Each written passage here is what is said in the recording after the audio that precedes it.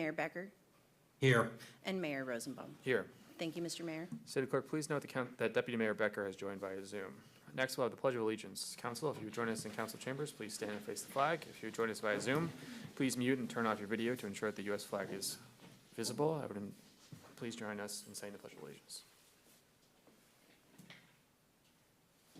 I pledge allegiance to the flag of the United States of America, and to the republic for which it stands, one nation, under God, indivisible, with liberty and justice for all.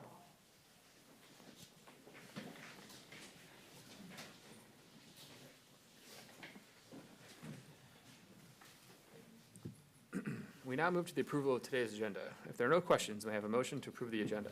So moved. Second. There's a motion by Councilmember Andral and seconded by Councilmember Weinberg. City Clerk, please call the roll. Thank you, Mr. Mayor. Councilmember Reynolds, Aye. Mayor Rosenbaum, Aye. Deputy Mayor Becker, Aye. Councilmember Shea, Aye. Councilmember Andral, Aye. and Councilmember Weinberg. Aye. Thank you, Mr. Mayor. Thank you. Motion passes and the agenda is approved. Our first item of special business is AB 6853, Sound Transit Link Line Update. For that, we will turn first to City Manager Jesse Bond. Thank you, Mr. Mayor. We're in tight quarters here, so from the back of the room, I'm going to toss the baton forward to Ariel. Thank you.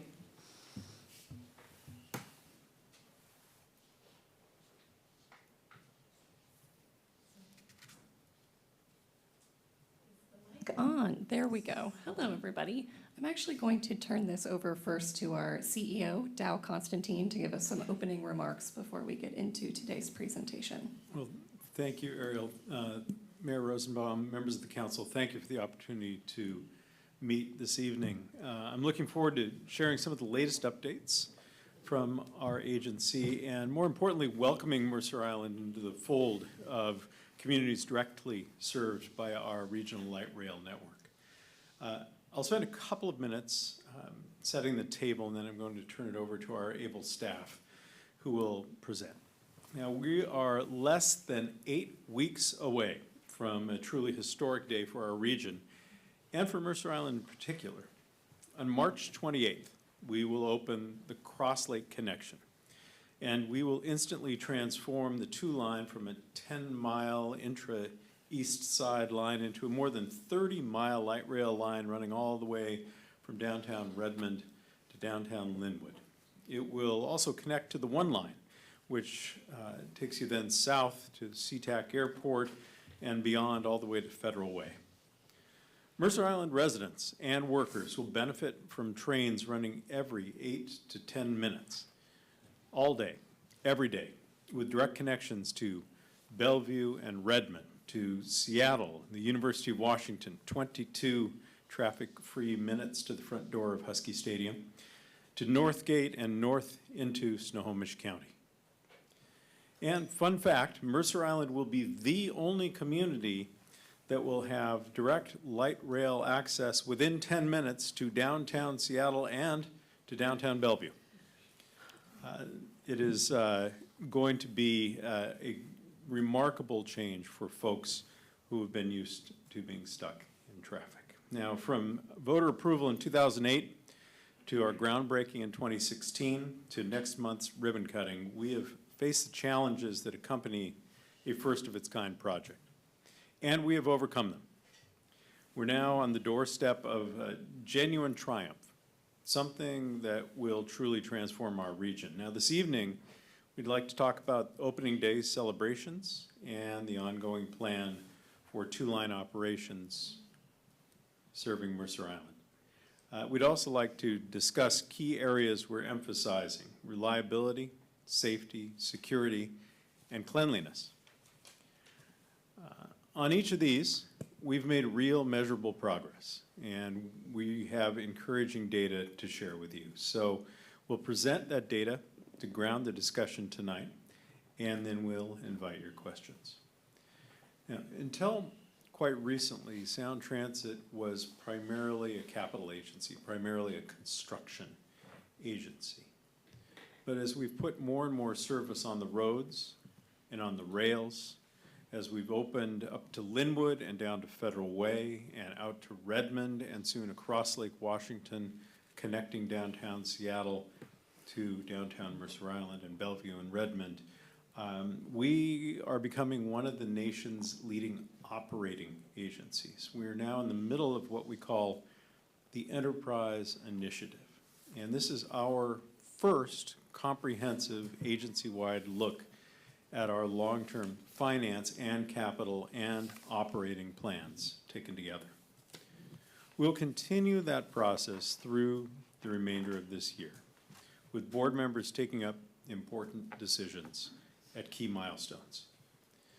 The ultimate aim of the Enterprise Initiative is to develop solutions that will affordably deliver the benefits of Sound Transit 3 and set the agency on a sustainable financial trajectory. Throughout this process and beyond, we are committed to carrying out safe and reliable operations, to continuous improvement and good governance, and to responsibly stewarding taxpayer dollars. We know that's what the people expect. With me are 3 long-serving Sound Transit leaders, each of whom has a lot of history with this project in particular. They've also had collaborative relationships with past and current Mercer Island council members, city staff, and community members. So before I hand it back to Ariel to begin the staff presentation, I want to share a brief video highlighting the ingenuity and the plain hard work that's gone into achieving this milestone. This is the first light rail on a floating bridge anywhere in the world. We were trying something for the first time, and we needed to make it work. It took a lot of grit, and there's a lot of trial and error as you go through a project like this. When we face these challenges, there's always the temptation to say, hey, oh, we can't do it like that. Well, maybe we can. The Homer M. Hadley Memorial Bridge stretches more than a mile across Lake Washington, connecting thousands of people every day between Seattle and East Side communities. Adding light rail on the floating bridge? Now that's a game changer. I think of each light rail extension as a jewel because once it opens, the community responds so quickly and so well. My name is Ron Lewis, and from 2012 to 2018, I was Executive Project Director of the Eastlink Project. One thing that was missing was the gem of those jewels, the Cross Lake connection. And that's what this project provides, a high-capacity transit link and connection to the east side. But long before light rail construction began on the bridge, engineering experts spent years designing innovative solutions for several unique challenges. There were definitely a lot of challenges. My name's John Slavin. I'm a civil engineer, and I worked on this project for over a decade. The first challenge was weight limitations on the I-90 floating bridge. Too much weight could cause water intrusion. We're adding a whole bunch of weight to this bridge. Not only the trains, but we're adding the rails that go onto it, the concrete plinths, the overhead catenary system. But we had to figure out how to mitigate that. We also had to reimagine the way we typically install rail. On this bridge, we couldn't drill into those because it had all these cables. And if we snap some of those cables, then you hurt the structural integrity of the bridge. Plus, running electric trains means the potential for stray current on the bridge. We need to make sure that that electrical current stayed between the rails and the overhead wire, because if it leaks out, it can cause corrosion. And then there's movement. The rails needed a certain amount of flexion, while also being connected to a fixed point on land. So really these 3 different motions means there were 6 different angles of inflection that those rails would have to accommodate. After years of research and testing, here's what our engineers designed. Instead of using standard rail, lighter rail saves weight on the bridge. These rails were then set on about 9,000 concrete blocks, which were designed to be lighter and smaller as well. The concrete plinths that we built, we used what's called light rate aggregate. Tried to keep those plinths, those concrete blocks, as short as possible. And instead of drilling holes into the bridge surface, we attached the blocks with an extremely strong adhesive. We used a material called Dex G, which really glues it on really well.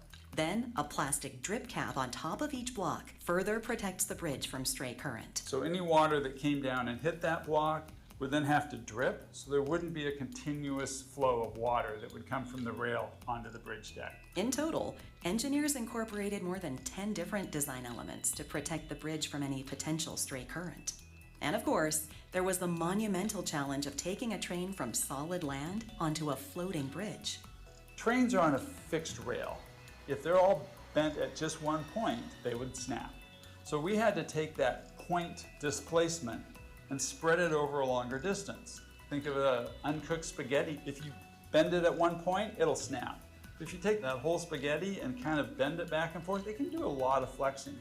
And the steel rails are a lot like that. Spread that over a larger distance. And we did that by a system called a track bridge. There are 8 track bridges. Using existing technology to solve a completely new challenge, the track bridges rely on design components used in retrofitting buildings for earthquakes. Before construction, we put the designs to the test with full-scale models in Pueblo, Colorado. We had 10,000 sensors on the trains and on the tracks. And at the end of that, it's like, wow, it worked. It's really wonderful. The team is really everything, and this has been an extraordinary group of people. It's kind of like a relay race. You do your part, and then you're passing it on to the next group so that they can do their part. Collaboration is key to any large, complex project, but when you're doing a first-in-the-world type of a project, it's absolutely essential. Sometimes in construction, you know, the designer and the contractor and the owner can kind of be in our own corners, but it really shows how when we come together, we can do great things. It is achievable, but the strength of that partnership is so much greater when we work together. Having these great relationships, being transparent, getting to that platform of trust so we can solve these big complex issues. And I think this project is a great example of how we did that. Once construction is completed, the final stage before opening is meticulous testing. We're testing everything with increasing levels of complexity to make sure that ultimately we can transport our passengers across the lake on a brand new light rail train. Our team makes sure that the intent is met, making sure that from the different disciplines, the traction power, the train control, the communications, the structures, everything is working individually as it should. And that every individual component and system works together as a whole. After hundreds of hours of testing, the Cross-Lake Connection will open in 2026, transforming how we move around the region for generations to come.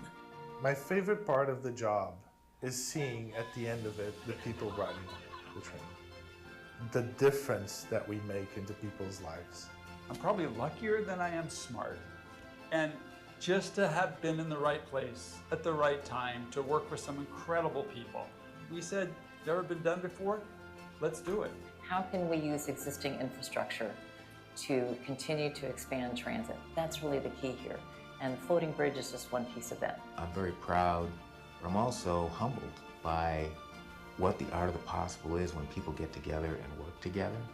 And when your job is to connect people, we're really creating community and then connecting communities. And to me, that's priceless.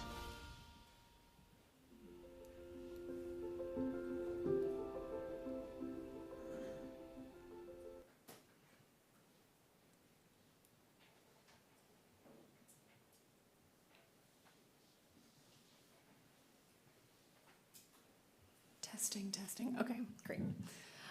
Thank you all for having us here today. My name is Ariel Taylor. I am the Director of Government and Community Relations here in East King County. So that's everything basically east of Lake Washington, including Mercer Island. So we're very excited to be here today. I'm going to go ahead and take a little bit of time at the beginning of the presentation today just to kind of level set where we are with Sound Transit, what our latest agency updates are as far as our expansion plans.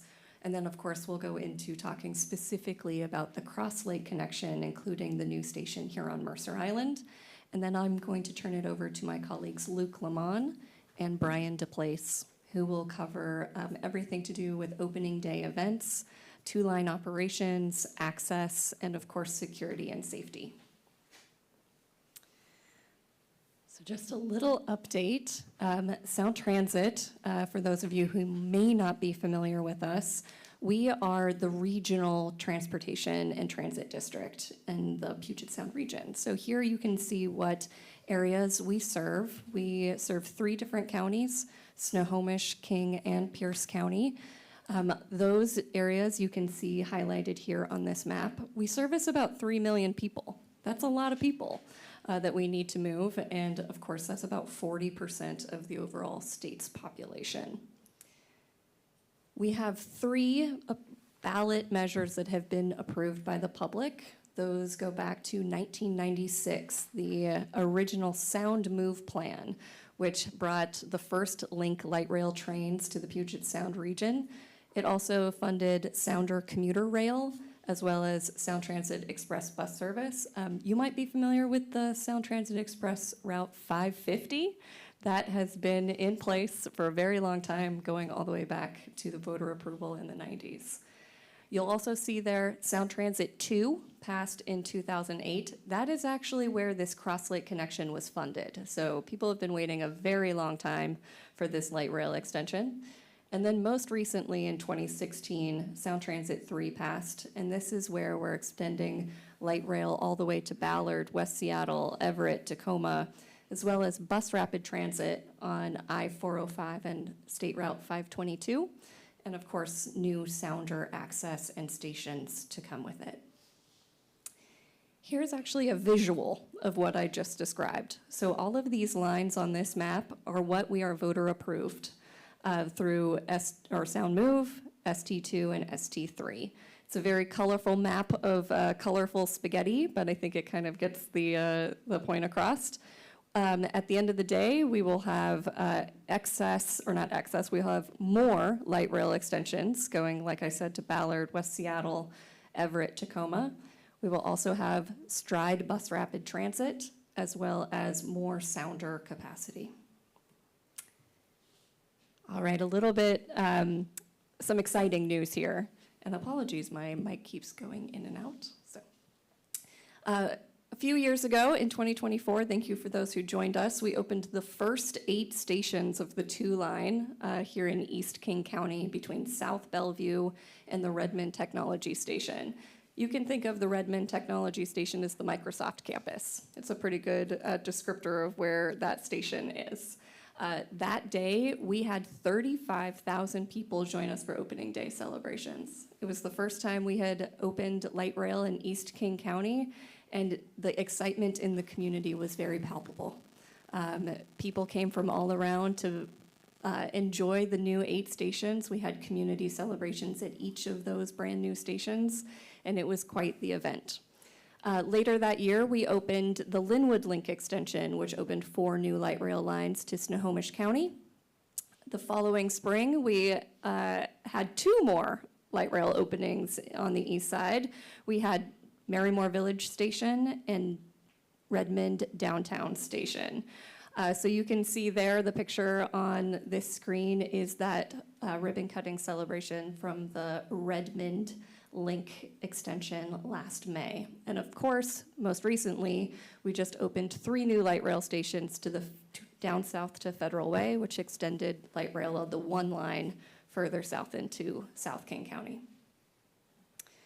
And now a little bit more specifically about the Cross Lake connection. So as I mentioned earlier, we've actually had the 2 line open in 3 distinct phases. The first phase was those 8 initial segment stations between South Bellevue and the Redmond Technology Station. Then we opened the downtown Redmond station in 2025, and now we are ready to open the final segment, the Cross Lake connection, with a station here on Mercer Island, as well as Judkins Park. This light rail line will, of course, connect into the 1 line at the International District Chinatown Station and continue further north, just like our CEO, Constantine, just mentioned. Thank you for those council members who joined us for the date unveil a couple weeks ago of this very exciting March 28th passenger service for the Cross Lake connection. It was a very exciting day. We got beautiful weather, like in January. That's unheard of. It was pretty amazing. We are very excited to say that testing is going extremely well and that we are on track for a March 28th opening. And now I'm going to turn it over to Luke Lamont to tell us a little bit more about opening day itself.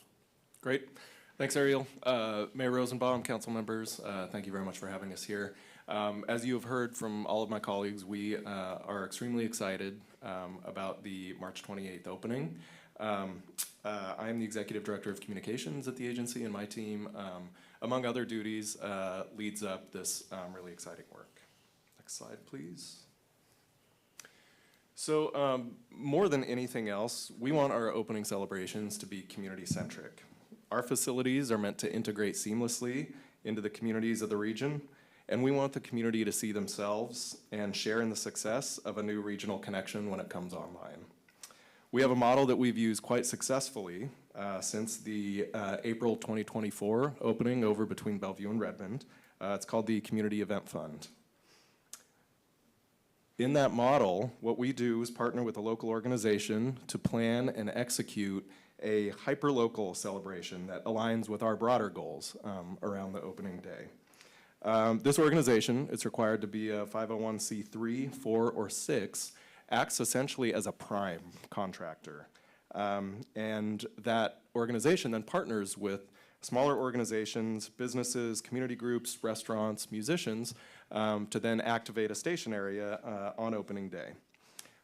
For this opening, while a lot of the details are still coming together, as we did just get to the point where we were ready to announce opening day, I'm very pleased to say that we are partnering with the Mercer Island Chamber of Commerce for this opening, and we'll also be engaging regularly with the city of Mercer Island as planning commences.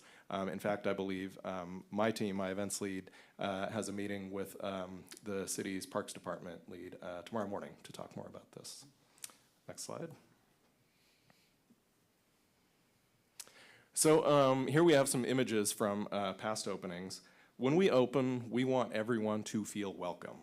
We have literal welcome mats that will be placed there at the station. We also place photos of those who live, work, play in the community around the station where they stay up for a few months. These specific images were taken from the Bellevue Downtown Station during that opening. And as I said, those did stay up for a few months. Some of those folks had a whole lot of fun on opening day, and then subsequent days coming back and taking a picture with themselves up here. So again, it's all about giving that sense of ownership and that sense of pride to the community, who truly needs to be a community partner through the years of planning, design, and construction on one of our projects. Next slide, please. So I'm going to continue on that with that tactic. So up here we have community portraits. This is an example from the Hilltop Link extension opening down in Tacoma. These portraits are really stories and key pieces of our creative strategy around an opening. Every one of these people is somebody who, as I said, lives, works, or plays in that community. And it really gives folks the opportunity to celebrate both community members, leaders, as well as driving traffic to local businesses. Next slide. And here with our final slide, on the left, we have the moment after the ribbon was cut in Bellevue in April of 2024. And then next to it in Linwood, later that summer, as the music commenced immediately following the opening.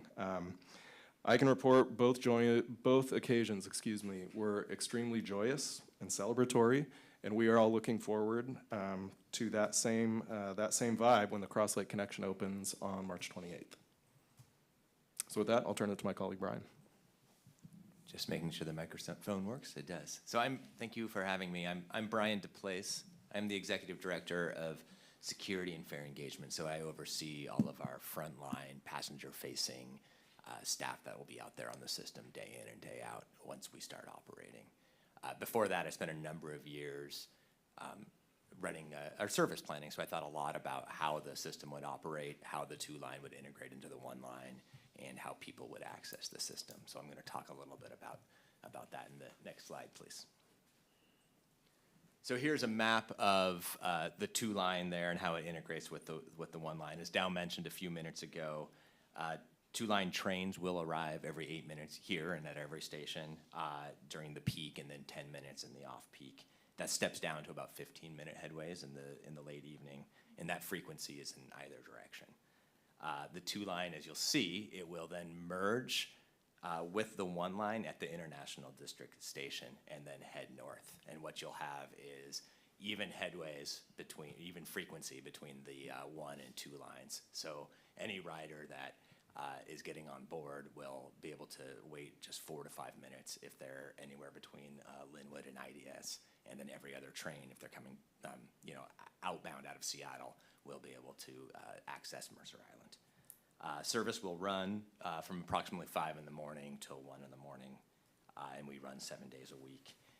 As Dow mentioned, it's approximately 20 minutes from downtown Bellevue to International District, and it's about 10 minutes from here to downtown Seattle, to the International District.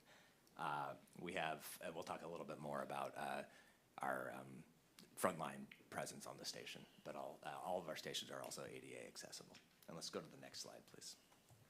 So this slide lists the multimodal ways that people can access our system.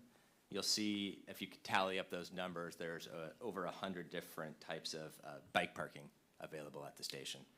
And you'll also see that along the 2 line, in general, there are approximately 4,000 parking spaces for people to access the 2 line, and about just under 450 are here on Mercer Island, but a lot of others elsewhere on the 2 line. So let's go to the next slide, please. Just a little bit of statistics. Right now, on our busiest days on the 1 line, we're experiencing sometimes up to 150,000 or more riders a day, which means about 3 million in monthly boardings. On an average weekday, I think the 2 line would be around 50,000 more on average additional riders that will be added to the system. So super exciting mobility for everyone in the region. Next slide, please. And this slide here lists a handful of the frontline passenger-focused deployment that we have on the system. On the top left picture, you have our fare ambassadors. So they are out there every single day doing a variety of functions. One is they're providing education to help people ride right, help people understand how to pay their fares, when they need to pay their fares, and doing some compliance work there. They also spend a significant amount of their time providing customer service. So if folks have questions, you'll see them out on the system, and they are just absolutely excellent at providing customer service. Below that, you'll see some photos of our King County Sheriff's Office. We have a contract with the Sheriff's Office, and they provide our enhanced law enforcement services on the system. We continue to staff up with them and have a very productive working relationship with the Sheriff's Office. And then we also have on the top right a number of security officers. They are at every single station on our system, and they also ride the trains and provide that visible presence on the system. Below that, you'll see a picture of those screens. That's our Security Operations Center. So that is a 24/7 operation, and they are in constant contact with all those other frontline staff. So they're able to monitor the system, respond to any issues that may happen on the system, and quick deployment and passenger-facing support that's constantly happening out there.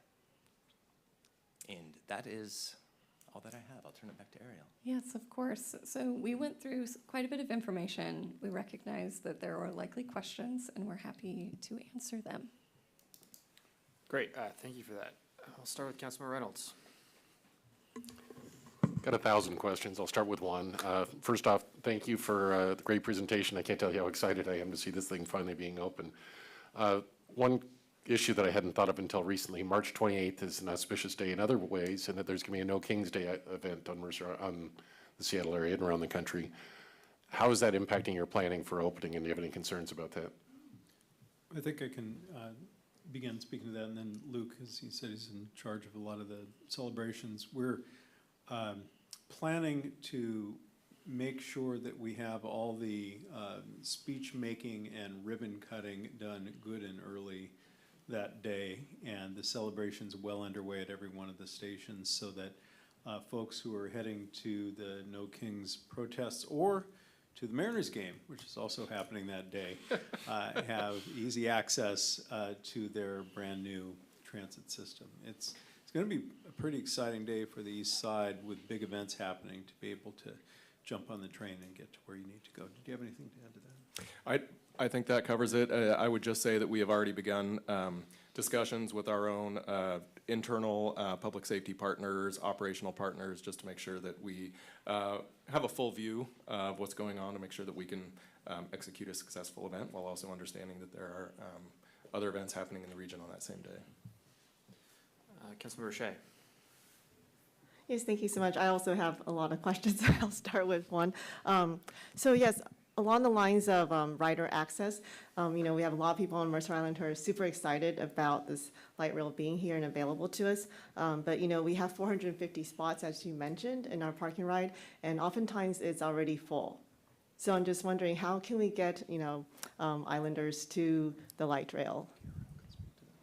Would you like to speak to that? Yes, I can speak to that. So what a great question. We realize that people need a way to access our system, and that's why we've built nearly 4,000 parking stalls all along the 2-line. So we're hoping to catch people before they get to Mercer Island. Let's put it that way. We want to catch them closer to where they live, hopefully to free up some of that capacity for Mercer Island residents who want to access the system.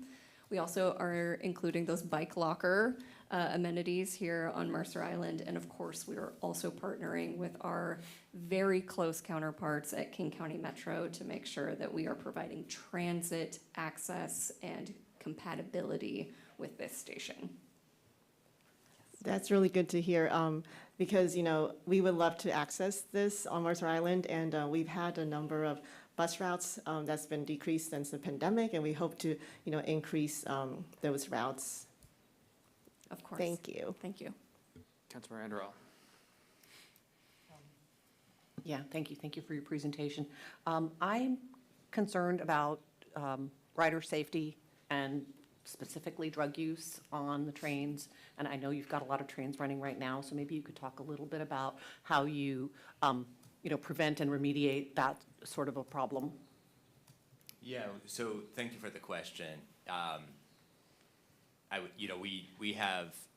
We have security officers at every single station, and we also have rotating deployment of what we call transit security officers. So they're actually train security officers. So they're actually on the train monitoring issues.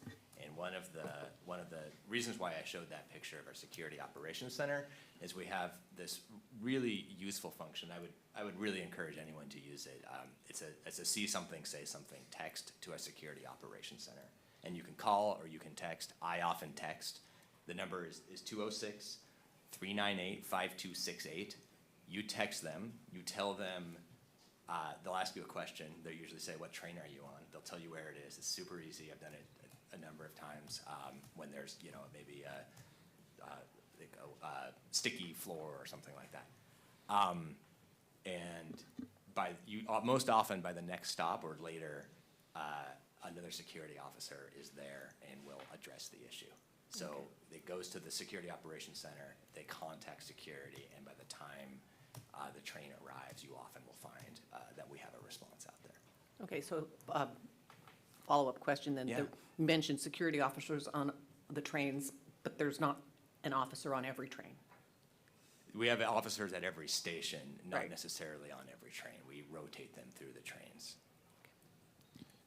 And if I may, I've used this number myself as well when I saw something on the train, somebody acting not quite right, not observing the transit rules.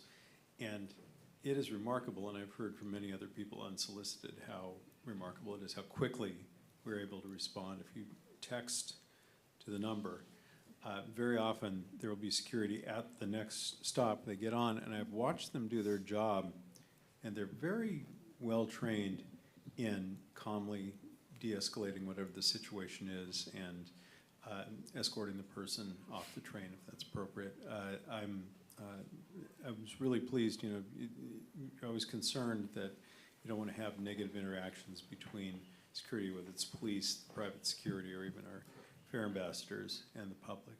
But they do a remarkable job in keeping things calm and protecting the traveling public. Good to know. Thank you. Thank you. Just a sort of follow-up question on that. What is the interoperability capabilities between your security folks and obviously if you start in Seattle and go to Bellevue, you're going through 2 police departments, 2 fire departments, or 3 actually. So how does that, can you talk about, does that go through Northcom? Is that a separate channel? What's the? So for the, like a 911 response? No, I'm saying if there was a reason you had to get in contact with MIPD, for example, you know, if your folks on the ground had to get, I mean, are we talking about 4 different relays here? Is there a? Our security operations center has the contact information of every jurisdiction that we're operating in. So that's some of the behind the scenes work that we're doing. So when there are issues, we're able to interface pretty quickly. There are also, I know our facilities department and our emergency management department also develops relationships with each of the individual fire departments as well. So if there's a more of a fire issue and less of a security issue, then those systems are also in place. Great, yeah, I know our fire department's been doing extensive training, Yes. so. Councilor Reynolds. Yeah, just a question. The train is going to be running every 10 minutes or 8 to 10 minutes. And then it sounds like once you hit down the international station and head north, it's going to be 2 trains running every 8 to 10 minutes. So that's just one's on the track every 4 to 5 minutes, give or take. Correct. Is the system designed and engineered such that if you wanted to at some point, you could take half the trains and send them south and just run trains more often that way and get 4 to 5 minute service going to the airport as well? I can start this, and perhaps you'd like to add to it. So there are only certain places where there's the capacity to pull a train off the tracks and turn around the other direction. There's not a Y in the tracks that would send them either north or south. The way this is designed, it is intended to have adequate capacity for each of these stations. Now, when the 3 line is built, that will be from West Seattle, ultimately interlined through the existing tunnel to Everett. That will add more capacity going south from downtown for a distance as well as north. And then the Ballard line will come through a new tunnel interlined with Tacoma. And so we'll be able to add quite a lot more service taking people south there. We don't anticipate once we have this 2-line open that we are often going to have capacity challenges, although there's always a NFL or NFC championship or a Taylor Swift concert to imagine. But for most days and most commutes, this is going to be a very robust system and able to handle what the region needs. Councilor Shea. Yes, thank you. So I'm just thinking about the opening day on March 28th, and I was at the opening for the Bell Red Station in Bellevue. And it was really fabulous, really exciting, and a lot of people came. And I basically just parked at the parking lot because there's plenty of open spots then. But I'm just thinking on opening day, and I have taken the south end, the bus from the south end to the north end. It's our Island bus 204. So on Saturdays, it leaves at 9 and at 10 and at 11. And that's it. And then during the weekday, from 6 to 9 a.m., it goes about twice in an hour. And then it's just hourly until 6:30 p.m. And then that's it. So just want to give you an idea of what's available right now and how I really hope that we can ramp that up for Mercer Islanders.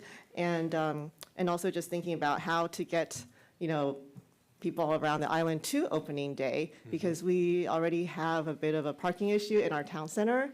So it's not like they're going to park at the town center.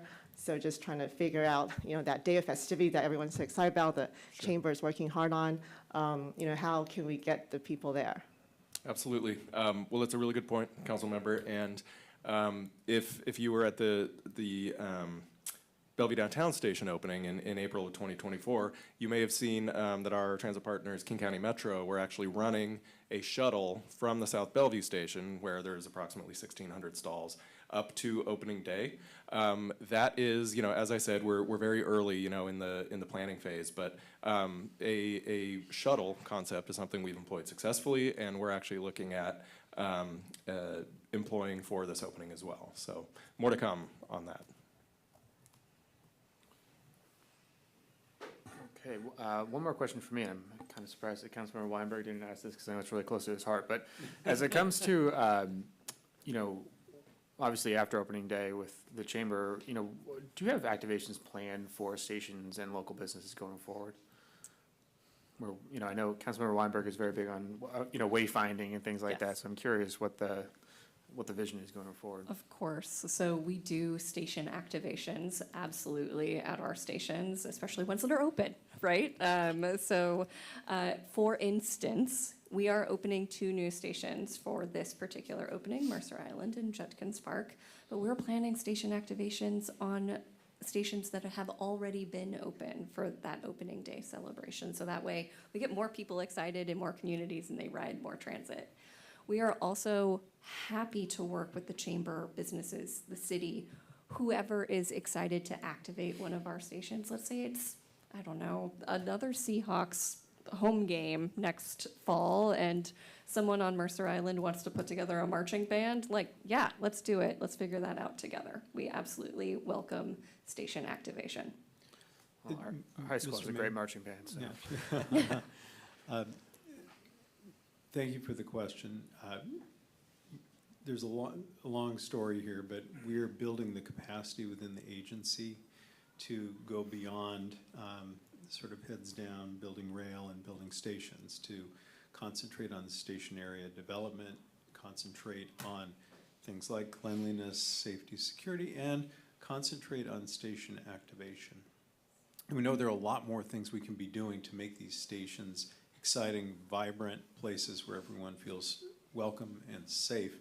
For example, we know that having music, buskers in stations, improves the environment in the stations. It makes people feel safer. It makes people feel more welcome. It makes people behave better, just simply by having a musician there.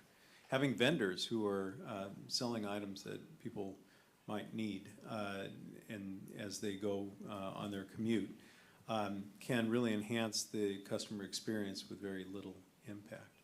And making sure that we are looping in area businesses. As was pointed out earlier, we really want each of these stations to be very unique and local, focused on the local business community. And so we're excited to be building the capacity in the agency to be good partners with the city, with the chamber, with other groups to really make the stations their own and to have the people feel a sense of ownership of their local train station. And I could just offer an additional thought for you, Mayor.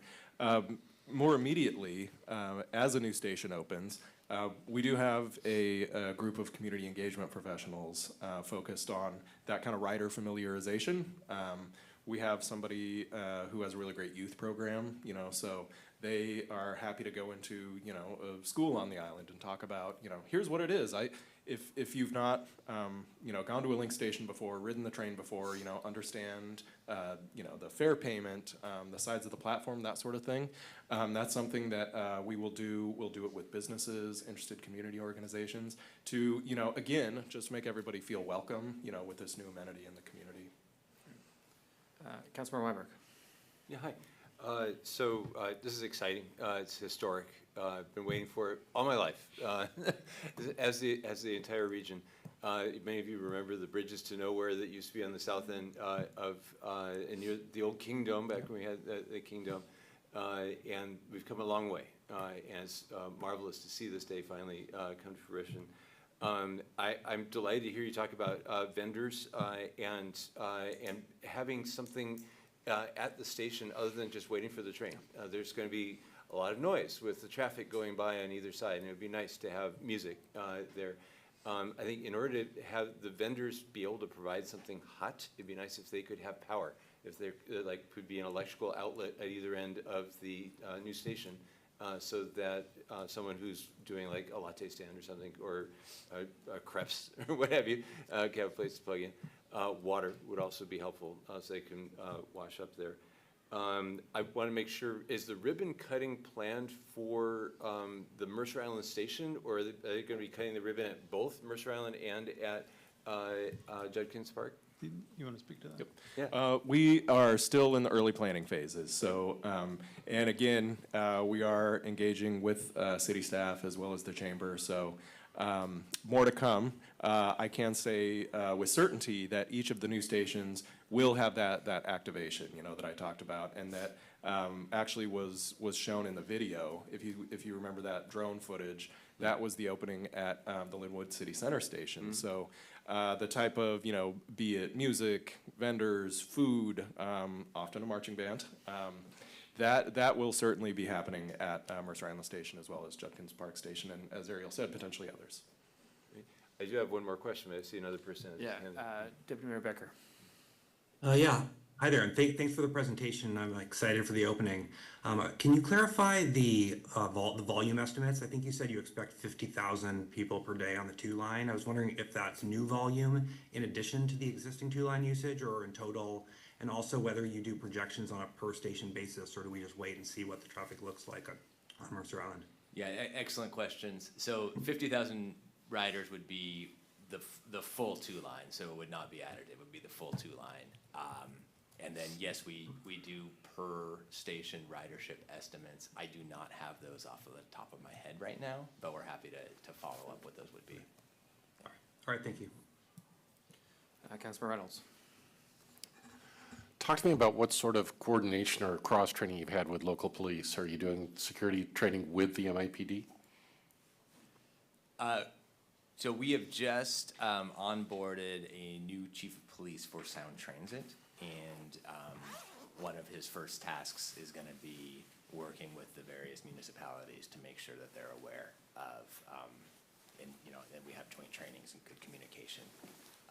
So that is on the docket right now. So that hasn't been done in the other stations so far, other communities? In the other communities, yes, we're always working. Oh, you have been doing it? Yes, we have been doing it. Okay, misunderstood then, thank you. Okay. And then you might want to talk about the joint drill that we had on the bridge and the tunnel just recently, last couple of weeks, with emergency responders. Oh, yeah, so that is another thing that we do with all of the emergency responders in the area. We tabletop exercises as well as drills, so, you know, if any emergency should happen, we have, we will activate our emergency operations center and go through all of the protocols to make sure everyone knows who's on point, what the lines of communication are, and then understand any lessons learned. So that's something we've done with the bridge. We've done it with the tunnel in downtown Bellevue. So this is ongoing anytime we open an extension. Councilor Weinberg. Yeah, so operational question. So once the station is open, we've all had our opening party, and we get to benefit from this for generations to come. There will be a lot of people who are going to be standing at the station hungry, or who are coming home and who are going to want to stop at a Mercer Island business to get dry cleaning or to get food or otherwise shopping. I want to make sure that people have a way of knowing what's out there, because when you're at the station, Mercer Island's kind of up and above and beyond the edges, and when you get to the top, they might be thinking about, I want to go to my car and go home, if they're living here on the island or on the east side somewhere. And I think we had talked earlier about having a kiosk, something on the platform. Well, if you're waiting for a train, you got time, and to have kind of a map of here's where stuff is in the island. And businesses change over time, so it's something that's going to need to be maintained over time. I was delighted to hear that you guys are working with the Chamber of Commerce. Is the creation of and maintenance of a kiosk one of the things you're working with the Chamber on? I can go ahead and answer that. So no, not specifically a kiosk, but it's an excellent idea to explore with them. I will say we do have a program at Sound Transit called Loyal to the Local. So this is where we partner with local businesses along our alignments to help showcase what community activities and also amenities are available to riders of the system. We've done everything from Marymore Park and the events going on there to other like small and local businesses along the alignment. So we do try to showcase the local, loyal to the local businesses through our social media campaigns. So that's only online, though? It's not something that's actually takes physical form at the site?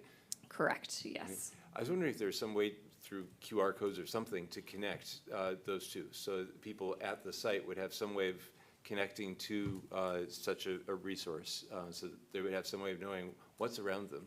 It's an excellent idea. I think we're going to take that one back to our marketing team. Thanks. Councilor Reynolds, is 1,000 questions literal, or is this an old hand? I think this is my last one, Okay. unless I think of more. Well, I think we might have to make this the last round. So. Okay. If I'm not mistaken, tell me if I am wrong, the trains right now will be 2 train cars, is that correct? The 2-line trains will start as 2 train cars. We can add cars as the demand increases. You anticipated my follow-up. Yes. How, is 4 the max, 3 the max? 4. 4 is the Yeah. max? Okay. But, you know, the we key believe the for a lot bridge of is folks is engineered for that weight and everything else? Yes, we're running 4-car trains on the bridge right now as tests. It will start with 2-car trains. Like, the key for most people is the frequency. You want Right. you don't want to be late and have to wait a long time for the train. So having smaller train sets, but having them arrive more frequently is considered an advantage. I agree. Excellent. Thank you. All right, Councilmember Shea. Yeah, so Mercer Island has hired 2 police officers, you know, just standing by when this happens and this opens. And just wondering, is there a space for them somewhere in the station? I don't have the answer to that. Do you have the answer to that? We can follow up on that. We'll make Oh, space. Yeah. okay, We'll that's yeah, we great. can figure that out. And also just for CEO Constantine, you mentioned, you know, because Deputy Mayor Becker and Councilmember Reynolds and I were at the event where you announced the opening day, and you talked about Jim Ellis. And I saw his son today, Bob Ellis, because he's a member of our Rotary Club here. Really? And I mentioned that you talked about his father and how this is like a dream he had, you know, decades ago. And he was just so proud to hear that, you know, that you remembered his father. So Oh, yeah, well, there's mention has been made of some events from the ancient past of our region today, and I remember a lot of those events. And Mr. Ellis was a big influence. He was a visionary, but he was also someone with a lot of tenacity and the ability to get out there and try to help people share the vision and get things done. And it was one of the honors of my lifetime in the summer of 2009 to be able to ride the very first light rail train in our region in just a little short ride in downtown Seattle with Mr. Ellis. And he's no longer with us, but in this celebration, I hope we will remember him, because this was a vision that he tried to make real 50 or 60 years ago, and people weren't ready yet. That a generation later, said, yes, let's move forward. And I'm only sorry he's not here to see it, but we are here because of him and many others who laid the groundwork for the March 28th celebration. well, I was sure to let Bob Ellis, his son, know that this is happening on March 28th. So I hope that Bob will join the event. Councilmember Andrew. Took my hand down. Nope. City Manager Bond. Thank you, Mr. Mayor. I just wanted to follow up on Councilmember Shea's question and comment. For the benefit of Sound Transit and council members that are maybe newer to the city, we did upstaff by 2 police officers a few years ago. That was in anticipation of a higher demand as a result of the opening of the light rail. But I do want to clarify, those officers are not intended to be stationed just at the station. They were brought on to service the whole community due to a higher population of visitors coming here. And we have been working, both fire and police, directly training with Sound Transit on the stations, in the trains, out on I-90, actually, as well, doing specialized rescue operations and response. So we're a little tight here tonight, but we did have fire and PD here in case you needed to ask some questions. But given the circumstances of our setup this evening, council, feel free to reach out to your fire chief or your police chief independently if you'd like more information about our side of the operation. Thank you. Great, thank you for being here. My son is 5, and since the 2 line is open, I've actually taken him to Bellevue to just go up and down, so it'll be nice to not have to do that. But I have promised them that we would go to Mariners games on the light rail, so they're going to be knocking on your door if that is a reality. Just one real quick question here to ask is, as the World Cup gets closer too, if we can sort of stay in touch with us about how those, that's obviously a huge lift operationally. And thank you for your time. Dow, I appreciate your comment about, the sort of transforming the agency from a real capital building to an operational one. And I think that's a very interesting way to put it. So I know we're all excited about this and want to thank you and look forward to seeing you down on the tracks on the 28th. Thank you. Thank you. Thank you so much.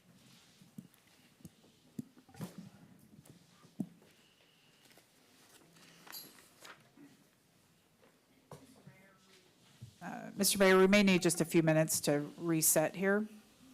Happy Would to you like filibuster. Should we take a 2-minute recess? That would be great. Thank you. Okay, the council will be in recess until 5:58.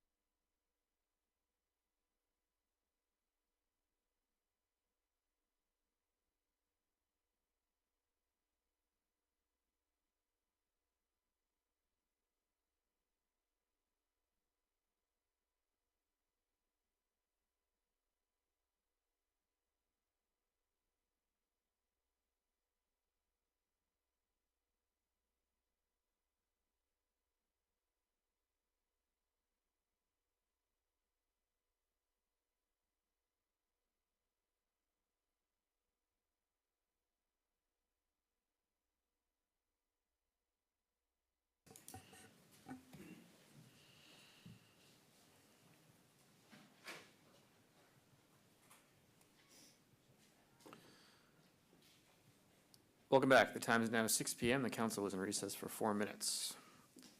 Our next item of special business is AB 6852, the 2024 Financial Accountability and Federal Audit Exit Conference. Welcome Deputy Finance Director Luan Tuttle.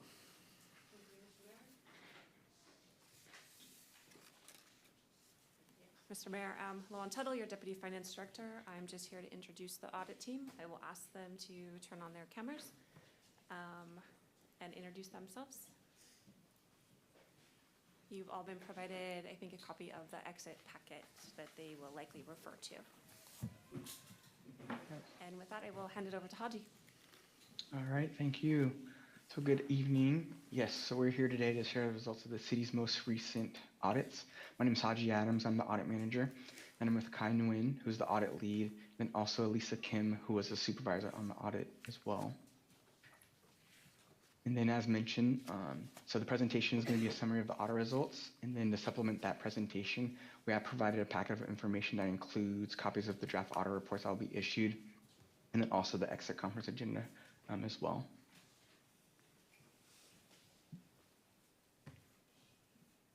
All right. So one of the most important things about audits is their role in increasing trust in your city. So an audit lets you, staff, and others, such as the public, know if areas of operations are working properly, or if there's any improvements that can be made in the areas that we review and examine. And then also, having that third-party independent audit is important and increases the public's trust that the information presented by the city can be relied upon. It also gives you all assurance as well that the numbers presented in the financial statements can be relied upon, and that the city is in compliance with state laws, rules, regulations, its own policies and procedures, and the safeguarding of public resources as well. And then the results are available to the public and published on our website. And then last but not least, audits are designed to help you improve operations. So if there are any audit recommendations, they are made to assist the city in continuing to improve its efficiency and then also effectiveness as well of its operations. So with that, I'll hand it over to Kai to go over the results of the audits. Thank you, Haji. All right, so for the city, we conducted an accountability audit that covers the period of January 1, 24 through December 31, 24. The purpose of an accountability audit is to ascertain whether the city complied with state laws, regulations, contracts, grant agreements, and its own policies and procedures. In addition, the audit also looks at whether, in general, the city has adequate controls to safeguard public funds.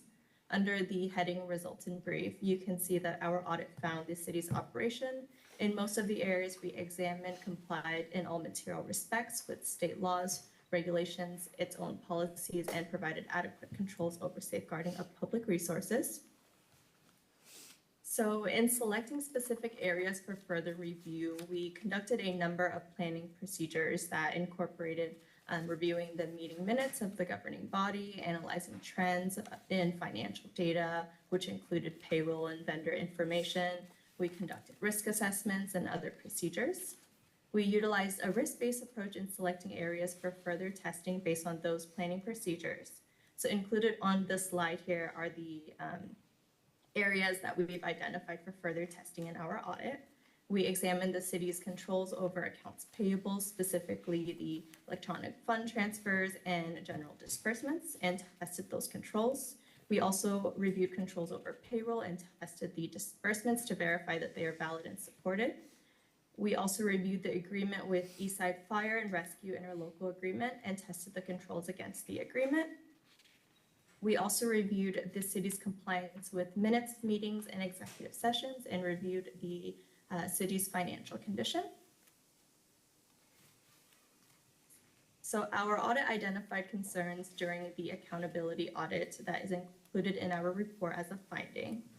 While our audit found that the city complied in most areas examined, we determined that there is inadequate internal controls over the city's vendor payments that contributed to a loss of $428,000 of public funds. We found that the city lacked a policy requiring sufficient verification for all requests to change vendor information to ensure actual vendors made the request. We also found that although the city had informal expected procedures in place, those expectations were did not include specific verification procedures. Further, staff did not consistently follow these procedures. And lastly, the city did not require staff to direct payment or address change requests through a centralized department or position to better ensure consistent and sufficient verifications. And with that, we recommend the city ensure its new policy over vendor payments require adequate verifications of requests to change vendor information. The city's policy should avoid procedures that rely on information being passed through email, which is a communication medium traditionally vulnerable to unauthorized access. We also recommend the city strengthen its controls to ensure staff follow verification procedures to protect payments from internal and external threats. We also recommend the city provide adequate communication and training to staff on cybersecurity risk and vendor verification requirements. Additionally, we reviewed the city's response to the finding and included the response in our audit report. The response can be referenced starting on page 9 of the exit packet. So with our office's online financial intelligence tool, or FIT, you will be able to find the data to help your government make better business decisions and improve its financial position. FIT has yours and every other city's financial data as submitted to us in your annual reports each year, and transforms the data that you submit in your annual report into easy to understand measures. This data can be used and is all in one place online, allows you to explore your city, all cities, and make comparisons with each other with ease. For example, on this slide, we have the financial health of all 281 cities and towns that submitted their data for fiscal year 2024, providing a great overview of the financial health in Washington cities and towns. And if you'd like, you can actually scan the QR code here and open the page, and then you can save it for review later. So shown on this slide here are the FIT results for your government. As previously shared, we examined the financial condition for your city as part of our audit. During our review, we assessed the FIT indicators shown above, inquired with your staff, and evaluated financial records for the city's financial health. Our audit noted no concerns or recommendation for the city's financial condition. You'll see there are 2 cautionary indicators for the city. These are related to the city's change in cash position. This measure looks at the percent change at the ending cash and investments compared to prior year. It shows the extent that cash increased or was used up at the during the year. So during the audit, we noted a decline in cash, which is primarily due to the spending down of the federal coronavirus state and local funds. And we also conducted a financial statement audit for the period of January 1, 24 through December 31, 24. The objective of a financial statement audit is to issue an opinion as to whether the information included on the financial statements can be relied upon to make decisions. And we are pleased to report that we are issuing an unmodified clean audit opinion on the city's financial statements. This is the opinion you want to receive and provides assurance that the financial statements are stated fairly and are materially correct. Additionally, it's important to note that our audits are conducted in accordance with government auditing standards. These standards also require us to gain an understanding of the city's internal controls or processes that go through preparing the financial statements for audit. Should we identify any weaknesses or concerns with the process or that could or did result in significant errors in the financial statements, we are required to bring that to your attention and include that information in the report. And we are pleased to report that we did not identify any concerns with the city's process that requires us to bring to your attention or include in our report. And lastly, audit standards also require us to consider compliance with applicable state laws, regulations, contracts, or grant agreements where non-compliance could affect the fair presentation of the financial statements. You'll see that your report indicates no instances of non-compliance or other matters that are required to be reported. Then in relation to our financial statement audit, professional audit standards also require us to share with you whether there were any material or large misstatements that were identified and subsequently corrected by management. We are pleased to report there is no material misstatements identified during the course of the audit. And with that, we're also required to note whether there were any uncorrected misstatements that remained uncorrected in the audited financial statements. And there is no uncorrected misstatements to share. Then lastly, as part of our financial statement audit, we evaluate certain risks that we'd like to share with you. First, audit standards require auditors to communicate areas requiring special consideration, of which one of those areas is always required to be assessed is management override of controls. This is a risk that management may be able to process transactions of established or effective control process. To evaluate this area, we reviewed journal entries throughout the audit period to identify incorrect or unallowable adjustments performed outside of your routine processes. And we are pleased to share that we had no recommendations to report over this area. And then related work, we also conducted an attestation audit for the period of January 1, 24 through December 31, 24.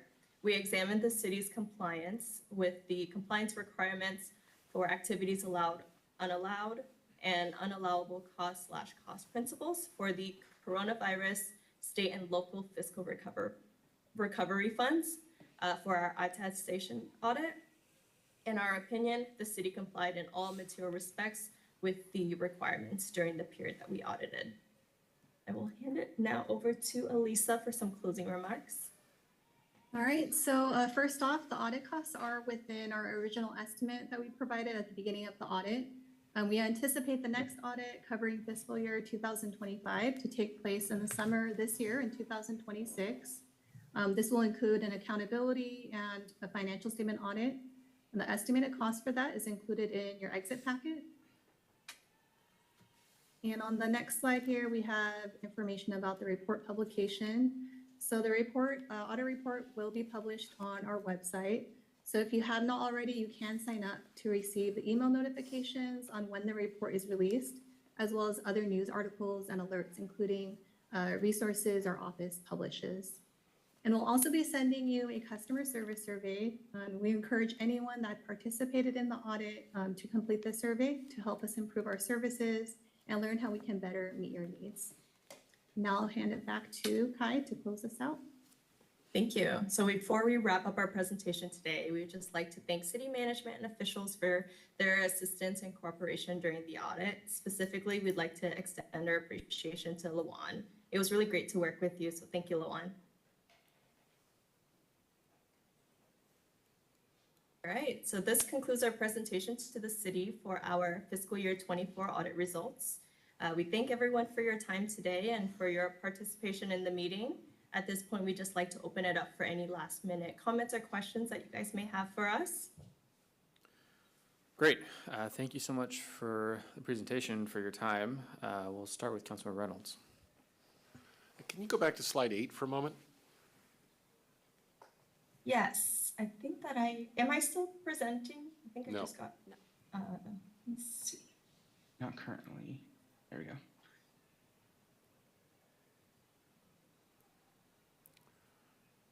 One more, it looks like. There we go. I may have missed this while taking notes. I apologize. But the bottom line comment on adverse opinion on US GAAP also issued. What's the basis of the adverse opinion?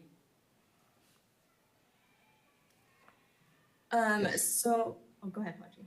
Yes, so because you produce your financial statements on cash basis, which is the regulatory basis of accounting, we're required to have that paragraph in there because you use the cash basis method of accounting.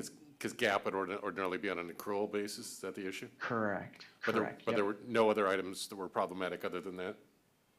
So yeah, so it's not a issue or anything like that. It's just required language that we'd have to have in there since you don't produce GAAP financial statements. Okay. I have more questions when others are done. Yeah, I'll take a turn. I guess my question is for our staff here. You know, we knew about the loss that was occurred. You know, I think that was something that I appreciate the staff kept us in the loop on, and also the law enforcement response and attempts to recuperate those funds, recover those funds. Obviously, don't want to give away all of our methods of secrecy and protection here, but if you could talk a little bit about sort of what the staff response was to safeguard this and prevent it from going forward. Sure. Let me start, and then I'll hand it over to Matt Mornick. For the record, I'm Jessie Bond. I'm the city manager. Thank you for the question, Mr. Mayor. The audit presentation tonight is a point-in-time presentation. It's looking back at a moment where we had a loss and a number of issues were identified. I think the piece that this presentation misses is all of the actions the staff immediately took as a result of that. So we have provided a response to the auditors, which you will see when the audit report is published, that outlines all of the things that we did, including, I think the second phone call was to the state auditor. The first was to the police department. But I'm going to ask Matt Mornick, our finance director sitting to my right, to walk you through the actions the city immediately took in response to the accounts payable loss. Good evening, council and members of the community. I'm Matt Mornick, and I just want to start off by saying, to echo City Manager Bond and assure the council and the community that the moment that staff was aware of the fraud incident, we took immediate action and we notified the Mercer Island Police Department, the Washington State Auditor's Office, and our banking institutions. But that was just the beginning. We took many steps internally within the organization, and the city manager's office actually initiated work by bringing in a private accounting firm that specializes in municipal finances that conducted an internal audit. They really focused on the city's account payables disbursement procedures and our protocols that are in place for when we make changes to information related to our vendors, with an eye towards coming up with improvements in our internal processes. And that led to new policies and practices within the organization.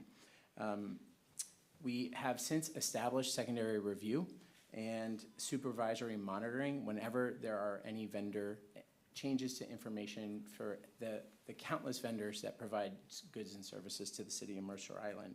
And we have a formal approval process in place before any funds get issued to vendors where information may have changed. I just also want to commend the IT department because we have leveraged new software tools and have really increased our trainings. We have a new fraud notification software system that was immediately implemented, and we've really ramped up staff training. So both of these components have really been focused on identifying and preventing fraud here moving forward. So these efforts are ongoing. This isn't a point-in-time thing. There has been a cultural shift within the organization as a result of this. It was taken very seriously, and our focus moving forward is to make sure that nothing like this happens again. Great. Thank you very much. Councilor Reynolds. I would like to talk about the finding and the fraud incident, and I just question for the auditors. Have any other communities around the state been experienced something similar, and what's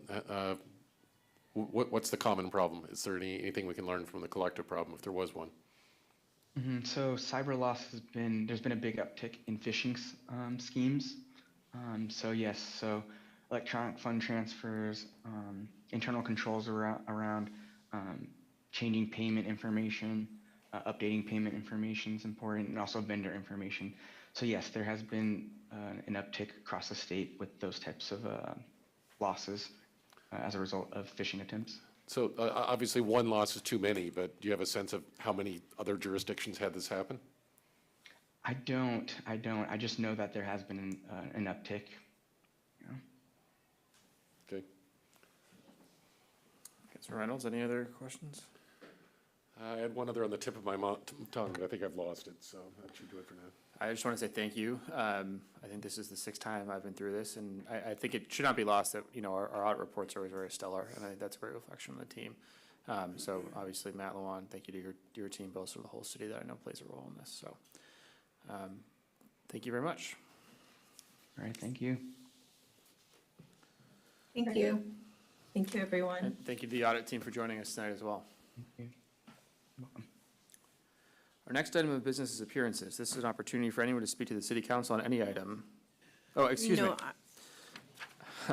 Next up on the agenda is our city manager's report, and for that, we will welcome back City Manager Jesse Bond.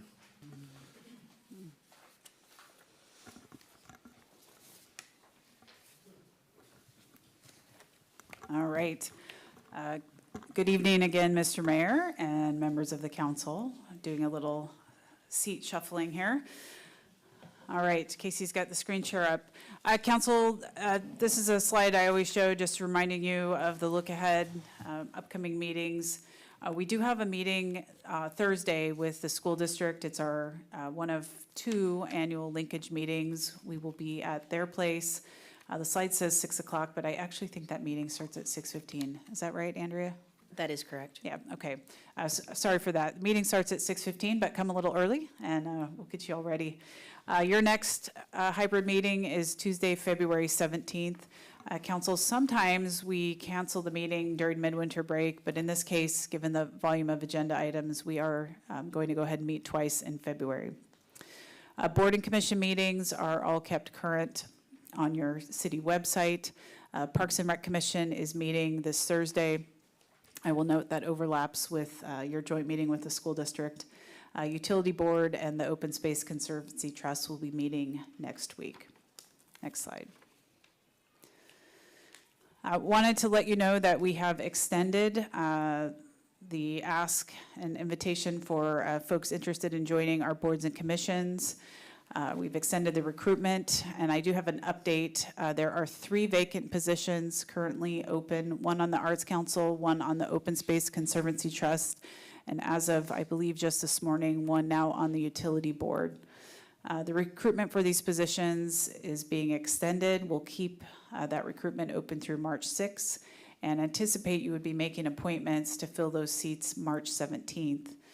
This is happening on the eve of our annual board and commission recruitment, which will likely commence here shortly. We decided to move forward to fill these vacancies if we can now. If we can't, they will be rolled into the annual recruitment where you typically make the appointments in May.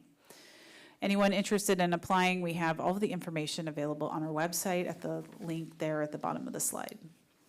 Okay, next slide, please. Okay, we are actually tonight, we'll be talking a little bit about your capital improvement program, and one component of that is your transportation improvement program, the TIP. We wanted to alert you, City Council, and members of the community that the public comment period for the annual update of the 6-year transportation improvement program is now open.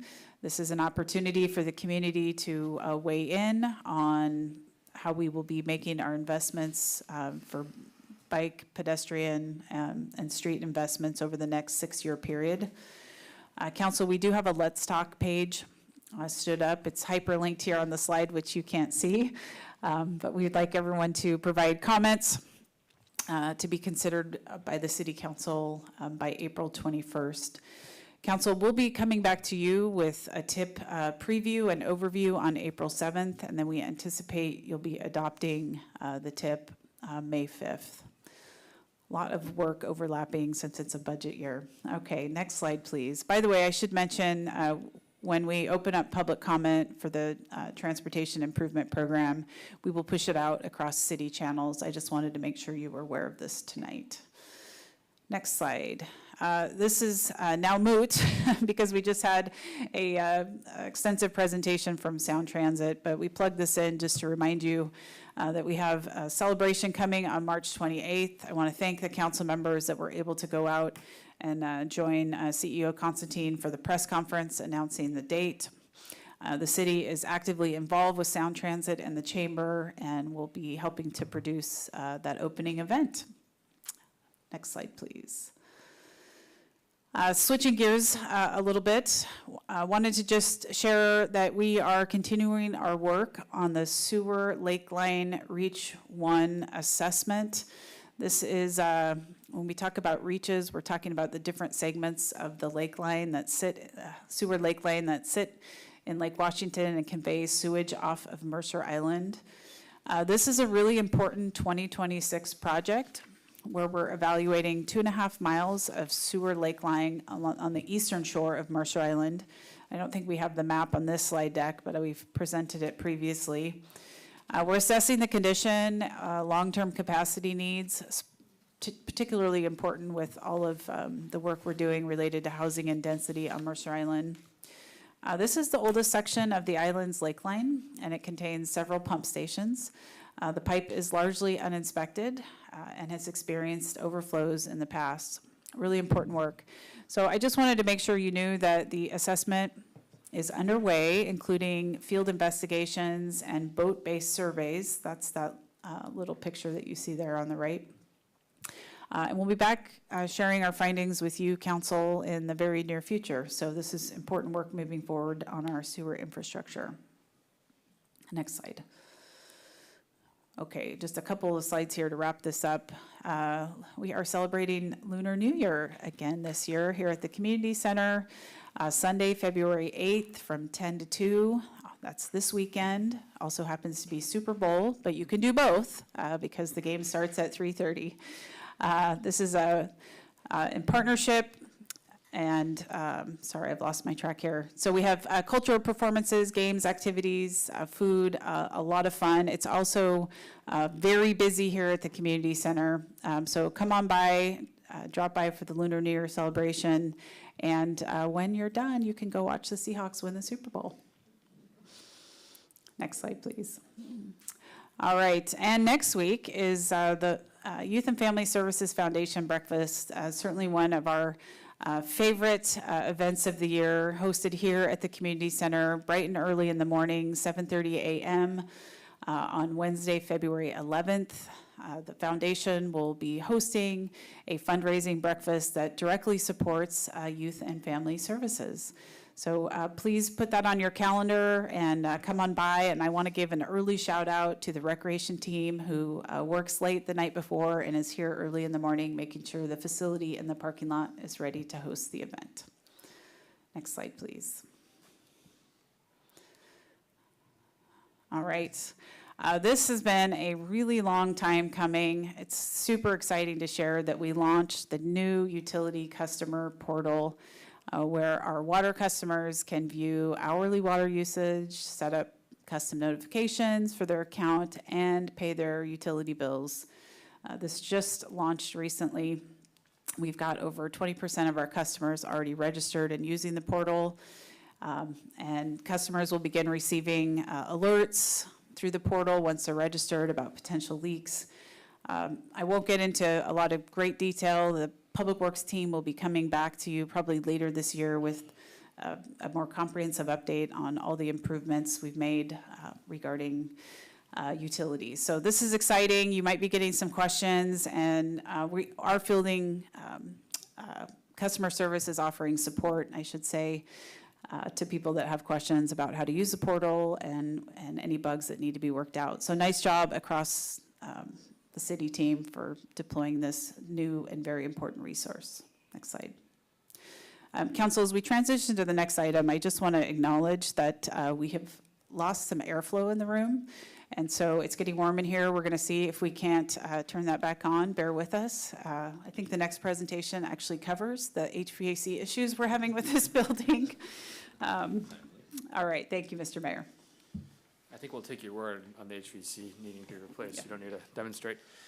Our next item of business is appearances. This is the opportunity for anyone to speak to the city council on any item, except for items requiring a public hearing, any quasi-judicial matters, or campaign-related matters. City Clerk, is there anyone who has signed up for appearances that wishes to address the council? Yes, Mr. Mayor. Great. Tonight's agenda will include in-person public appearances and remote public appearances via Zoom. Individuals wishing to address the council may do so in person or by Zoom or telephone, provided they register with the city clerk by 4 p.m. today.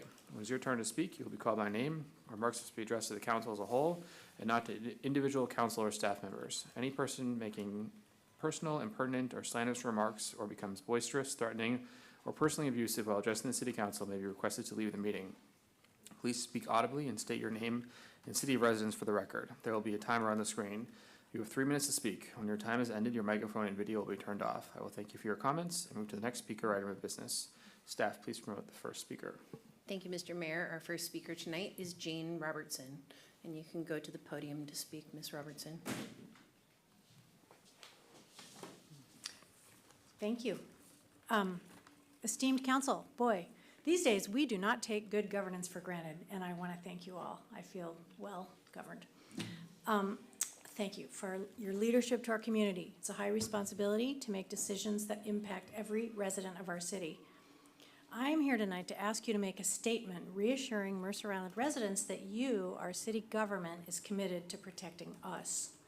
I appreciate the statement issued yesterday by the police department stating that they have no legal role in immigration enforcement and that they are committed to our safety. They stated accurately that they have no authority to interfere with lawful federal activities. What I have not heard is that they will defend Mercer Island residents against unlawful federal activities. We have watched in horror as the First, Fourth, and Fifth Amendment rights of Minnesotans and yesterday Portlanders are being grievously and illegally violated, and violence is perpetrated against peaceful protesters. There have now been several creditable sightings of federal immigration agents on Mercer Island, including on residential, post office, and church property. I would like to propose that you, our elected representatives, provide public reassurance to the Mercer Island community that our city is committed to protecting us from these real and present dangers.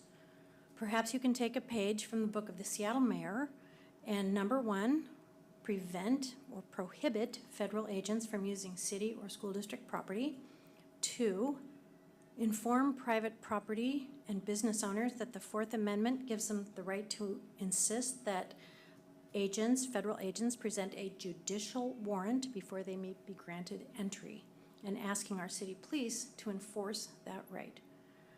I urge our city council to take a leadership role in our region that will inspire other cities to likewise commit to the obvious: protection of our constitutionally guaranteed civil rights and freedom from fear of our own federal government. Thank you for the opportunity to speak. Thank you. Our next speaker tonight is Addie Smith.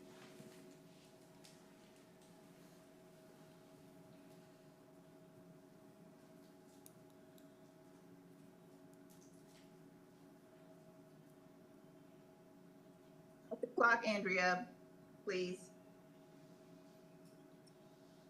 Is it restarted? Yes, it hasn't started yet. Okay, I'm ready. My apologies. Hello, my name is Addie Smith. Today is February 3rd, 2026. I'm speaking before the Mercer Island City Council. 2 weeks ago, I told you that I'd be sharing how the Mercer Island Municipal Court judge has committed perjury from the bench. These statements I'm about to quote from him are in fact perjury. On March 14th, 2023, he stated, quote, "You've also been warned, and we've had communication prior, that when you asked me to revoke your public waiver of counsel and ask for another appointment for public representation, that I advised you then that your right to counsel will be lost if you engage in acts that create this situation right here, where your attorney is needing to withdraw based on your accusations, unfounded accusations, at least by the court at this point, about her representation of you." So you've been warned both the consequences of proceeding without counsel, as well as the consequences of not engaging in professional relationship with your current counsel, Ms. Hutchison, and that you could and will lose your right to counsel by public appointment, end quote. These statements by the Mercer Island Municipal Court judge are lies. He has committed perjury while sitting on the bench. The only other time we discussed public counsel was on August 9th, 2021, when I didn't have an attorney representing me. I would advise these city council members to go online and pull up the recorded hearings from the case. That case number is 9Z093066. Meredith Hutchison went before the court and requested more money to represent me when I refused to take some sort of plea agreement concocted by Blakely Warbenton. I will never take a plea agreement for defending my life from death by a white racist felon who had a gun. The city of Mercer Island and the Mercer Island police have been suppressing hate crimes that happened to my daughter and I since 2019. They've ruined my name and reputation for 7 years. They prevented me from becoming gainfully employed for 7 years. They've ruined business opportunities for 7 years and are still doing that to this day, February 3rd, 2026. Eventually is a day Mercer Island taxpayers will be financially responsible for all of your actions. I am still unable to work because the Mercer Island Municipal Court judge issued a retaliatory, vengeful, false, and fraudulent law-violating bench warrant knowing that I couldn't come to court in person. He granted Meredith Hutchison's motion to withdraw because she no longer wanted to represent me after she didn't get more money to do so. She was advised that additional money to represent me would have come from the city council members. Either she requested it and was denied, or she didn't request it at all. If 6 quote-unquote good cops watch one bad cop violate the law and wrongfully arrest someone, then there are 7 bad cops. Many of Mercer Island's police officers knew the hate crimes happening to my daughter and I were experiencing and did nothing about it, and arrested me after defending myself. 3 of them were at my home days prior and were again informed of the attack. There are no further speakers tonight, Mr. Mayor. Thank you. We now move to our next item of business, which is approval of the consent agenda. City Clerk, please put the consent agenda on the screen.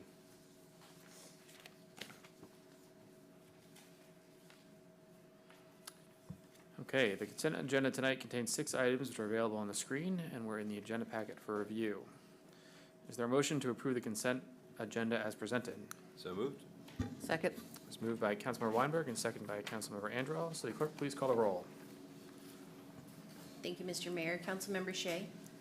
Aye. Mayor Rosenbaum? Aye. Councilmember Weinberg? Aye. Councilmember Reynolds? Aye. Councilmember Andrell? Aye. And Deputy Mayor Becker? Aye. Thank you, Mr. Mayor. Thank you. Motion passes. Our first item of regular business is AB 6859, the Arch Housing Trust Fund project approvals. And for that, we welcome CPD Director Jeff Thomas. Thank you. Good evening, Council. For the record, I am Jeff Thomas with CPD. Just a quick sound check. Can everyone hear me okay? Yep. Excellent. Thank you. I've got a couple of people joining me for this item this evening. I'd like to introduce CPD Deputy Director Allison Van Gorp, who's on the screen, as well as Lindsay Masters, who's the Executive Director of Arch. And Lindsay is going to be actually taking the lead on the presentation for you this evening. The slide deck that she's going to walk you through will do a little recap of an Arch 101, brief presentation about what Arch is all about for both our new council members and the public.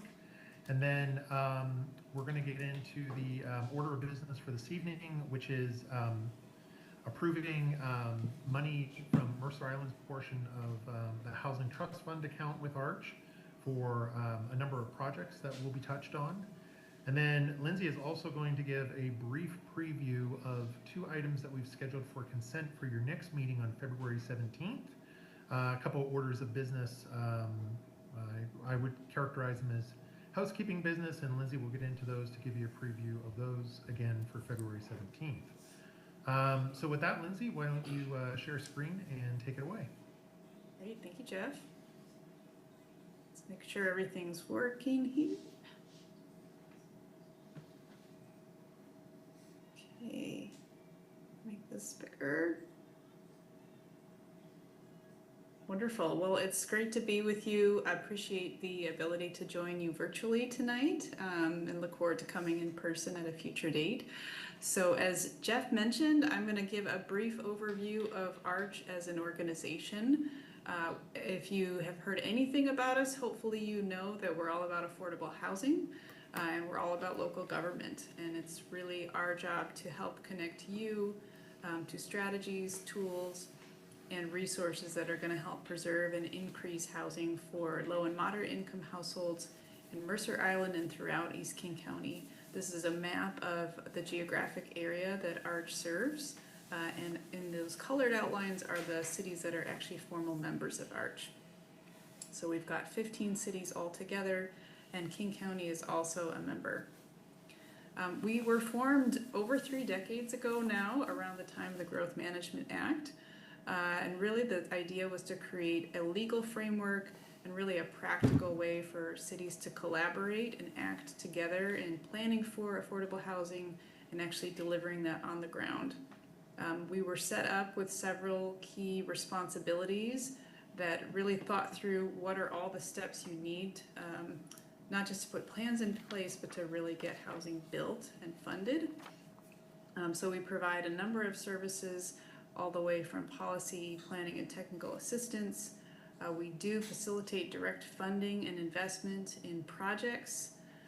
We also support cities to do direct kind of technical assistance on projects you might be wanting to initiate.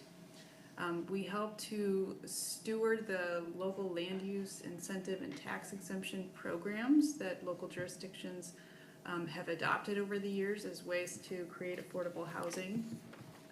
That includes both rental units that are coming online through those programs as well as home ownership units. And then we do a lot of work directly with the private sector. As you could imagine, partnership with housing developers, owners, operators is really critical to actually getting things done. So we have an extensive set of relationships with affordable housing developers that we're working with on real projects. And increasingly, we're also coordinating with private funders as well to bring in more investment.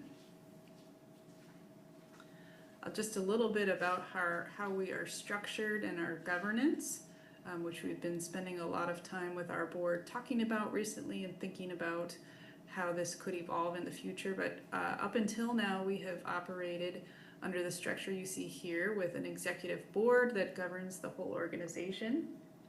That is comprised of the chief executive staff of each of the jurisdictions or their delegate. We are also responsible for staffing a community advisory board that helps give the board advice on funding allocations. So many of the recommendations you're going to see today came about through work with that community advisory board. We ARCH staff, we really consider ourselves to be your staff and the staff of all the jurisdictions. Technically, we are housed inside the city of Bellevue. They serve as our administering agency. They're really important for us to not only be able to operate efficiently and effectively, but also to have a place to deploy all the resources that we pool through the trust fund.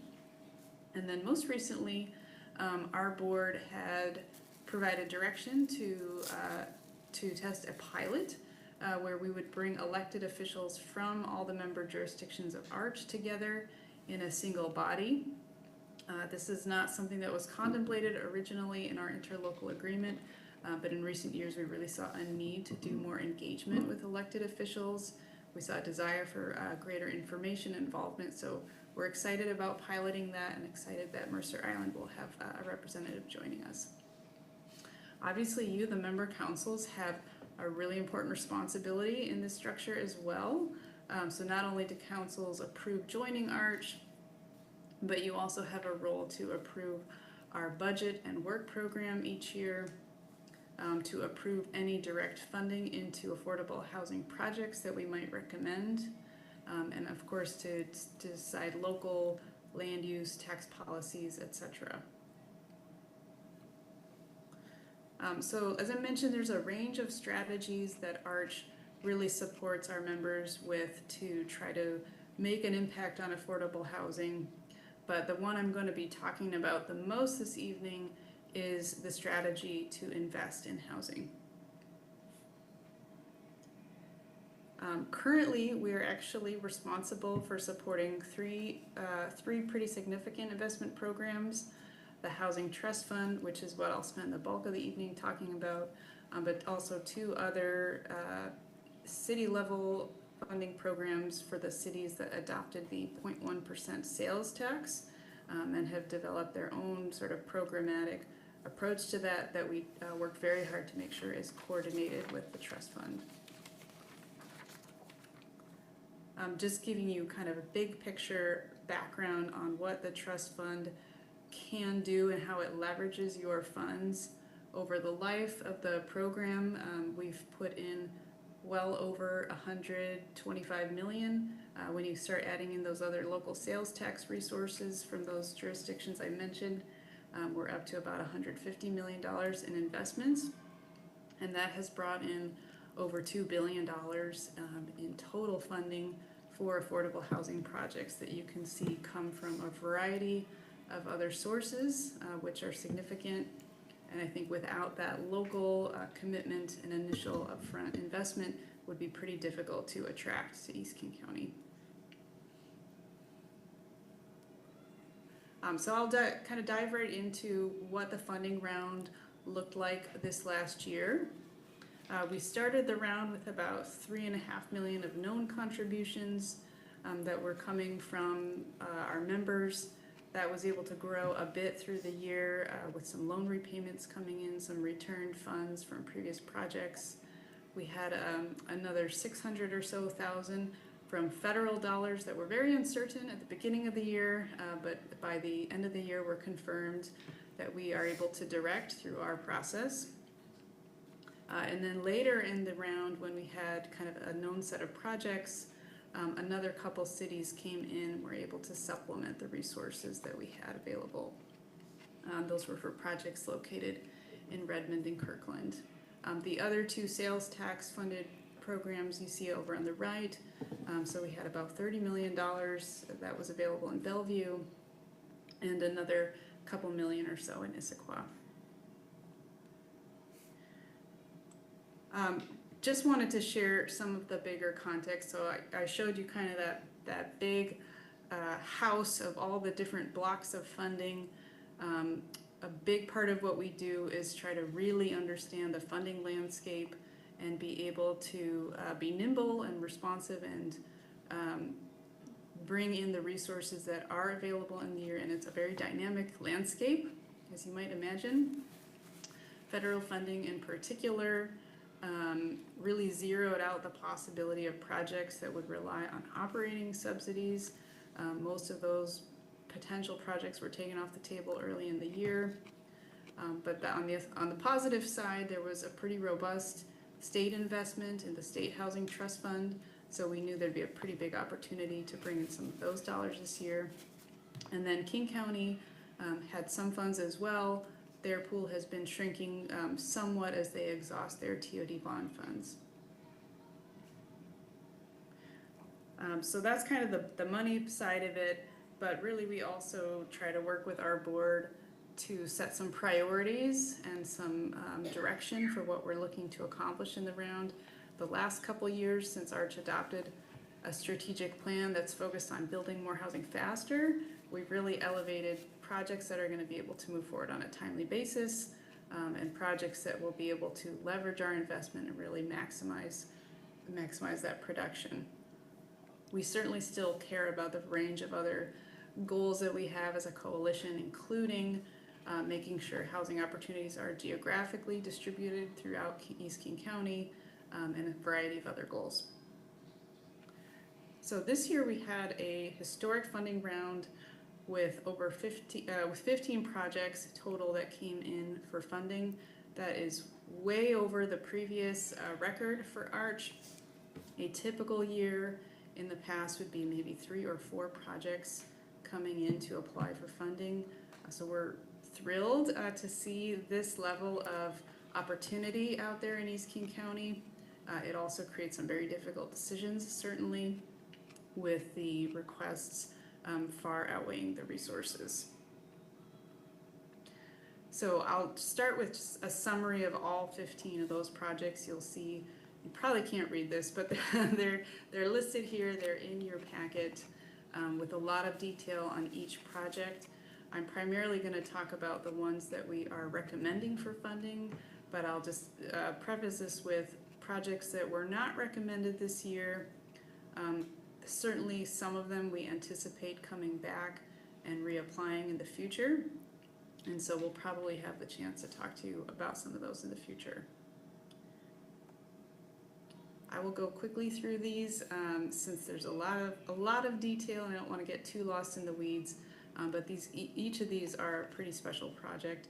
This one here is a project developed by Bridge Housing in partnership with the Bothell United Methodist Church. They have been in discussions for quite some time with City of Bothell, which last year approved donating the property at no cost for this project. The proposed project is providing probably the greatest amount of bang for our buck in terms of leverage. They're going to really focus on family-size housing. They will have a community component on the ground floor. And so we recommended full funding for this project. It also came into us last year, and while there was a great enthusiasm for it, it didn't quite meet that readiness test. But this year, it really is poised to go. The next project here is located in Bellevue. It's called Altair at East Main. The primary developer is SR Development, but they've partnered with HopeLink, which will provide important services for a select number of families who will be able to access housing there after leaving homelessness. So there's some deep affordability in this project. And we were excited to see this one come back as well. This was another reapplication after not successfully being funded in the past. There was previously a kids museum component that took up quite a lot of space in the building. That portion of the project was eliminated in this latest iteration, which actually enabled quite a lot more housing to be fit on the site. So we're excited to see this one move forward. Forest Edge is a project developed by Imagine Housing. They are our longest term partner in delivering affordable housing in East King County, have been doing this work for a long time.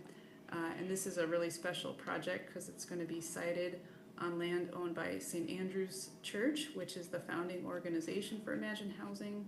So they've had a long set of relationships there and leadership within the church that have championed affordable housing.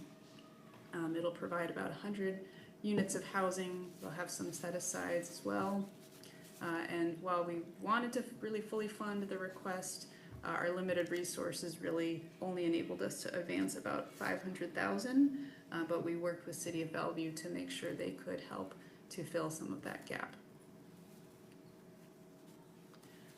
Orchard Gardens is a project that we have been working on for a number of years. We previously funded this in 2022. The project did hit a variety of challenges that led to significant cost increases. So they've come back to Arch and to other funders for additional funds. This is a project that City of Bellevue is also recommending funding for, and is going to provide family-size homeownership units in a land trust model that will preserve affordability long-term. Kirkland House is an existing site that is operated by Porchlight, which also operates the shelter over here in Eastgate. And their program really is about transitioning men out of the shelter into a place where they can regain some stability and more of a housing setting. They've seen great success with this program and really wanted to see some additional capacity. So this project is going to both kind of upgrade the existing home and add additional units on the same site.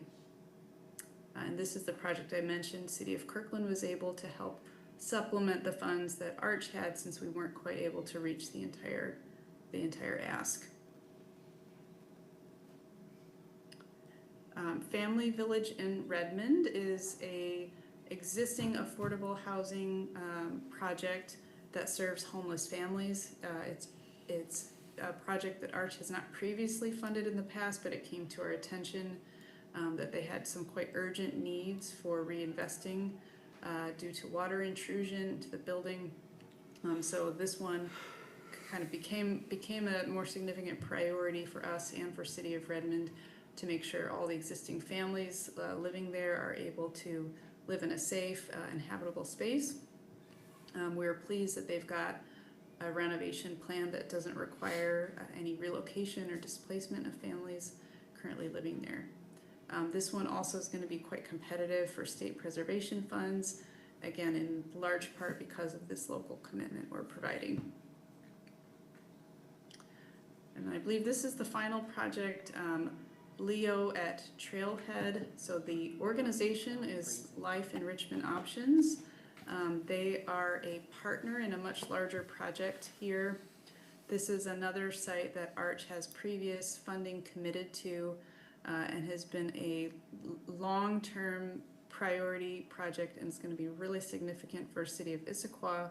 They have been planning this larger transit-oriented development project with King County Housing Authority for many years, and we're very excited for them to actually start construction this year. What Leo's portion of the project will be is their own condominium within this larger multifamily building that's going to be particularly designed for them to serve their residents who are individuals with intellectual and developmental disabilities. So they'll be able to design that space to meet their needs and to provide space for a live-in caretaker. So big picture takeaways from this round. We're excited to see so many projects. In total, we're going to be advancing awards that will create or preserve over 500 units of housing. These are distributed across 5 different cities. We don't often get to advance projects in that many jurisdictions all at one time, so that's exciting for us. It's a record amount of funding requests and proposed housing, and it's far more than we could fund, so we were as creative as possible to try to stretch our dollars, and we do think the projects we're funding are going to be able to successfully go forward. And I think that's the end of this portion of the presentation, so I'd be happy to take any questions. I'm not seeing any question. Deputy Mayor Becker. Sorry to come in there late. Yeah, I was wondering if you could talk a bit about the decisions to provide funding as a grant versus a contingent loan. It seems that the contingent loans essentially create a perpetual funding stream, and I'm curious if the loans actually get repaid or if there are forgiveness provisions. Great question. So they're very much, the terms are very much tailored to the needs of the project. There are projects that you could probably guess here which do not generate a lot of rental income for the owners, and therefore it's not expected that they're going to be able to service any debt back to Arch. So the Porch Light project is one. The housing project for homeless families, the YWCA project, that's another one. But on the flip side, there's also implications for making our funds in the form of a grant that can trigger prevailing wage requirements at the state that can add cost to a project. So in the case where there's kind of a potential trade-off one way or the other, that's something we evaluate with the applicant. There's also some projects that really clearly can service some limited amount of debt, maybe not immediately, especially in the first 15 years of the project when they've got another significant private loan that they're trying to pay down. But longer term, when they refinance and reduce some of that private debt, we do want to capture a portion of that income. So it's a kind of a complex answer. It really is tailored to the project. They make a proposal to us for what terms they want. We review that and make sure that that makes sense based on the pro formas they've submitted to us. And we have seen some funds come back and help to replenish the trust fund in your accounts so that we can get those funds kind of recycled back into new projects. Okay, thank you. Councilman Reynolds. Yes, let's say hypothetically the city of Mercer Island would decide we wanted to have an Arch facility on the island. What is the process like? And do we have to donate land for it? Can Arch buy their own land? Do we need to find a builder partner to do it? Does the city become the manager of it, et cetera? Just give me an overview of that. Yeah, so the projects that we fund are privately owned and operated. We don't directly develop housing ourselves. We are an investor in housing. And so what we do is we try to provide, one, really early advice and technical assistance. So whether it's a property the city might own or it's property that you know a private owner in the community may be interested in making available for housing, we are happy to go and provide early advice and technical assistance. We have someone on our staff who's really specialized and focused on that work, has a lot of background in development. Once kind of a site has moved further along towards actually being developed, then we also do provide that direct investment and funding. And there's a couple ways that can work. In some cases, when it's a city directly contributing land, we've been able to work with our board to set aside a certain portion of our funding pool each year for those really special opportunities. But we've also had cities kind of put sites out for RFP, go through a competitive process, select a developer, and then the developer will come apply to ARCH. And those are high priorities for us if there's a commitment by one of our members. So if we had some land available, we could go to ARCH and you could kind of guide us through the process of finding a developer and deciding on how best to make use of that land? Is that? Absolutely, yep. Okay, thank you. Councilmember Weinberg. Yeah, thank you for the excellent presentation. I wanted to ask a follow-up question about the diagram that you showed that had the house with the one block that is for the local funding. And how much of the other blocks on there were matching funds, meaning funds that would not be there if it were not for the local housing piece or local funding piece? It's a good question. Certainly, I don't think we would have seen all that investment happen without the local commitment. It's possible, and we could look at maybe other parts of the county that don't have a program like ours. It's not that they never see projects happen, but they take quite a bit longer. They take more funding from King County to cover that entire funding gap. So I'd say that the pace and the scale of how much we're able to do is significantly greater because of that local resource. Okay, thank you. Okay. Thank you, Lindsay, for being here tonight. Mr. Mayor, I stuck in one more. If I may. Oh, sure. Councilor Reynolds. Can you go back to that slide that had the list of, I believe, 15 projects that you considered? Sure. It's here.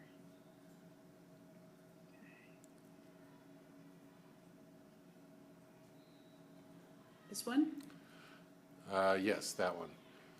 So, I don't recall if this slide was in the packet or not, so I may not have seen it before. If I did, I apologize. But I was struck, the Low-Income Housing Institute one that is there, the third one that is not selected, those are the same people that build the tiny houses, right? Correct. And it looks like the bang for the, and was this a proposal to build tiny houses or something else? No, this is a proposal for an existing apartment in Bellevue that Arch actually has previously funded. Lehigh has already purchased and is operating, but is trying to bring in some additional funds for that project. So we're well aware of it. We all have already actually invested in it. They were coming back for a supplemental award and it just kind of didn't quite rise to the top, but we do think they're going to be very successful. And I believe actually their award from the state was confirmed this funding round, so that kind of gave us another reason to maybe not have to put so much in. So it's been a while since I've spoken to them, so my info may be dated, but last time I remember looking into it, Lehigh had a lot of constructed tiny homes and no place to put them. Is that still true, and do you ever do projects with them in providing siting for things like that? That's a great question. We haven't directly talked to Lehigh about bringing that model over to the east side.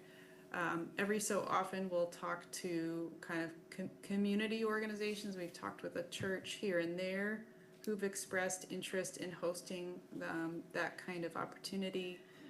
Those haven't really come to the point where there's a property owner really ready to do that. But if there were, we certainly kind of recommend talk to Lehigh as sort of the expert on this model. So we've got a really good relationship with Lehigh. We'd be happy to make those connections if there's a place to be connected to. Thank you. Okay, thank you for real this time, Lindsay. Jeff, we can move on.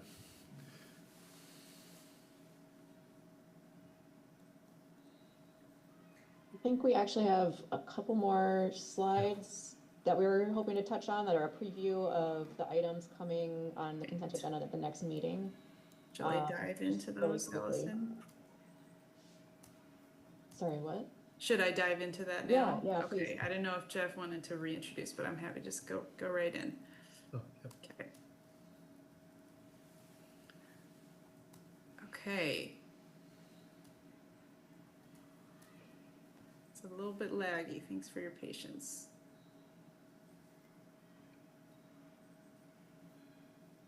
Okay, so there's just a couple items. The first is related to what has been known as the House Key plus Arch East King County Down Payment Assistance Program. It's a mouthful.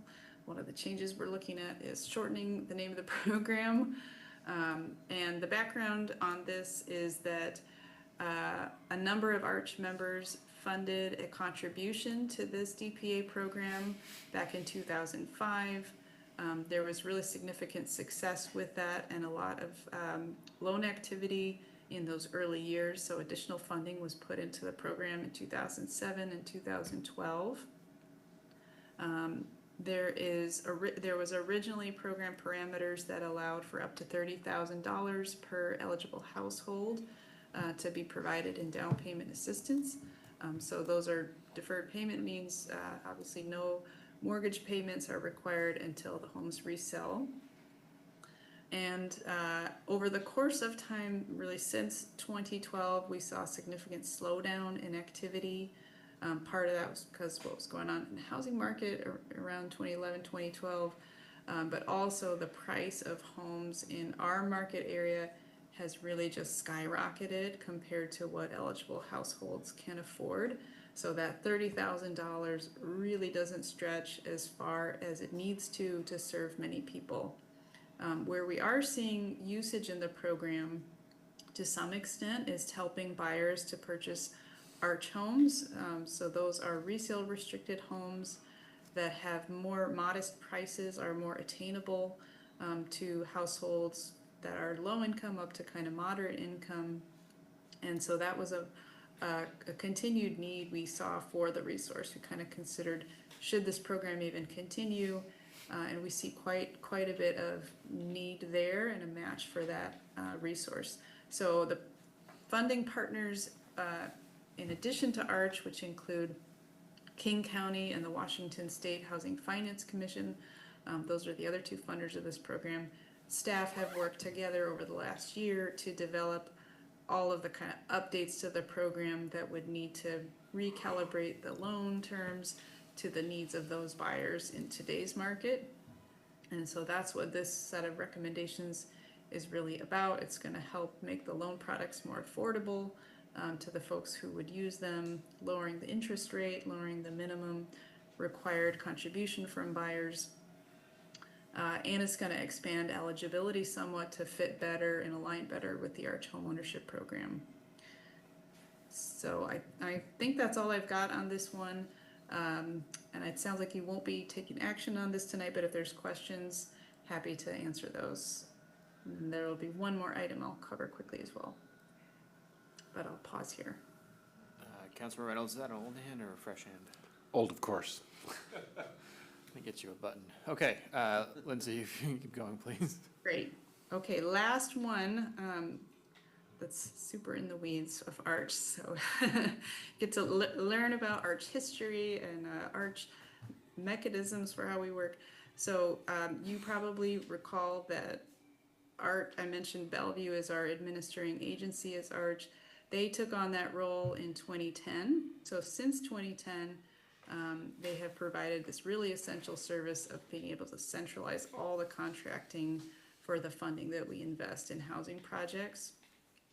However, we have this legacy of over 60 projects that we funded prior to 2010.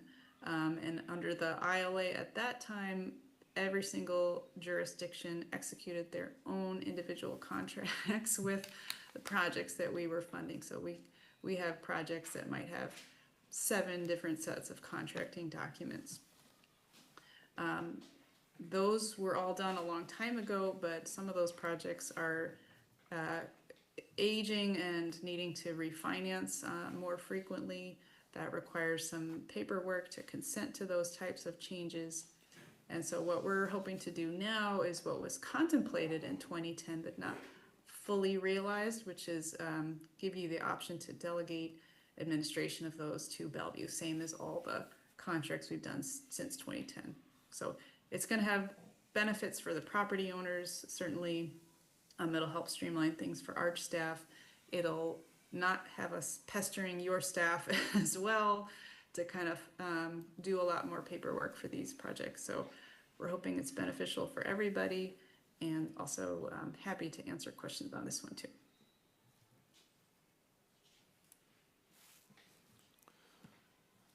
Not see any questions right now, so I think we can move on. Yeah. Thank you. Thank you, Lindsay. That was a great presentation. So Mayor, just back to then the order of business for this evening regarding the Housing Trust Fund. The recommended action in your packet materials is to approve the use of $40,600 from the city's contributions to the Arch Housing Trust Fund as recommended by the Arch Executive Board, and authorize execution of any related agreements and documents. Great. Does anybody have any questions before we move on? If not, Council, is there a motion to approve the use of $40,600 from the city's contributions to the Arch Housing Trust Fund as recommended by the Arch Executive Board, and authorize execution of any related agreements and documents? So moved. Second. It was moved by Councilmember Reynolds and seconded by Councilmember Weinberg. Any discussion? City Clerk, please call the roll. Thank you, Mr. Mayor. Deputy Mayor Becker. Aye. Councilmember Shea. Aye. Councilmember Andral. Aye. Mayor Rosenbaum. Aye. Councilmember Weinberg. Aye. And Councilmember Reynolds. Aye. Thank you, Mr. Mayor. Okay, next item of business is AB 6857, the Forged Fiber 37 LLC Telecommunications Franchise Agreement, ordinance number 26-01, first reading. We welcome Transportation Engineer Rebecca Corigliano.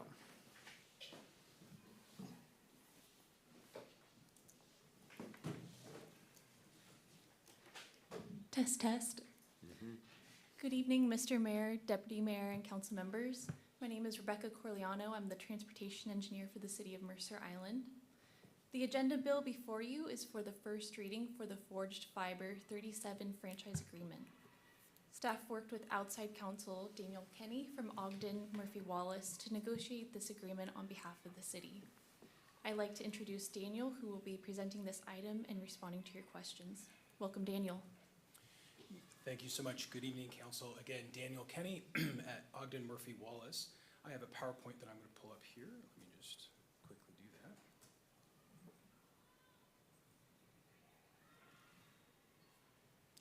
And it worked. Wonderful.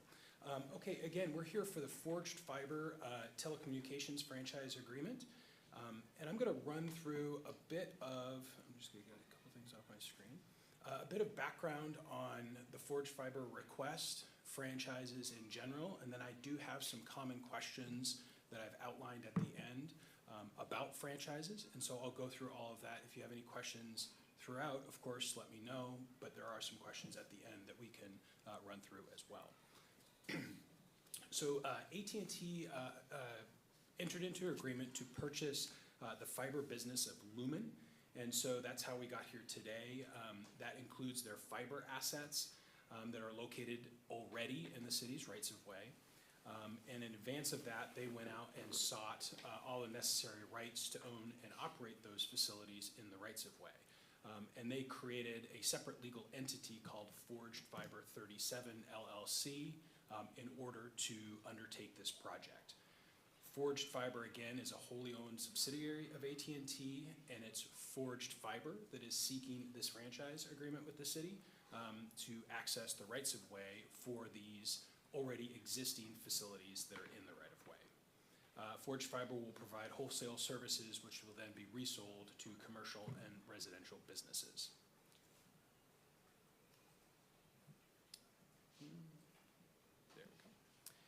And so I wanted to take a moment to give a refresher on franchises.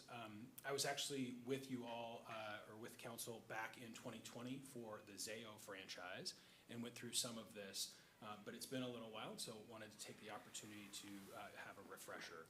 State law grants the authority to the city to issue these franchise agreements. A franchise agreement is the general right of access to the city's rights of way. It's commonly for utilities, telecommunications companies, cable companies, and similar companies like that.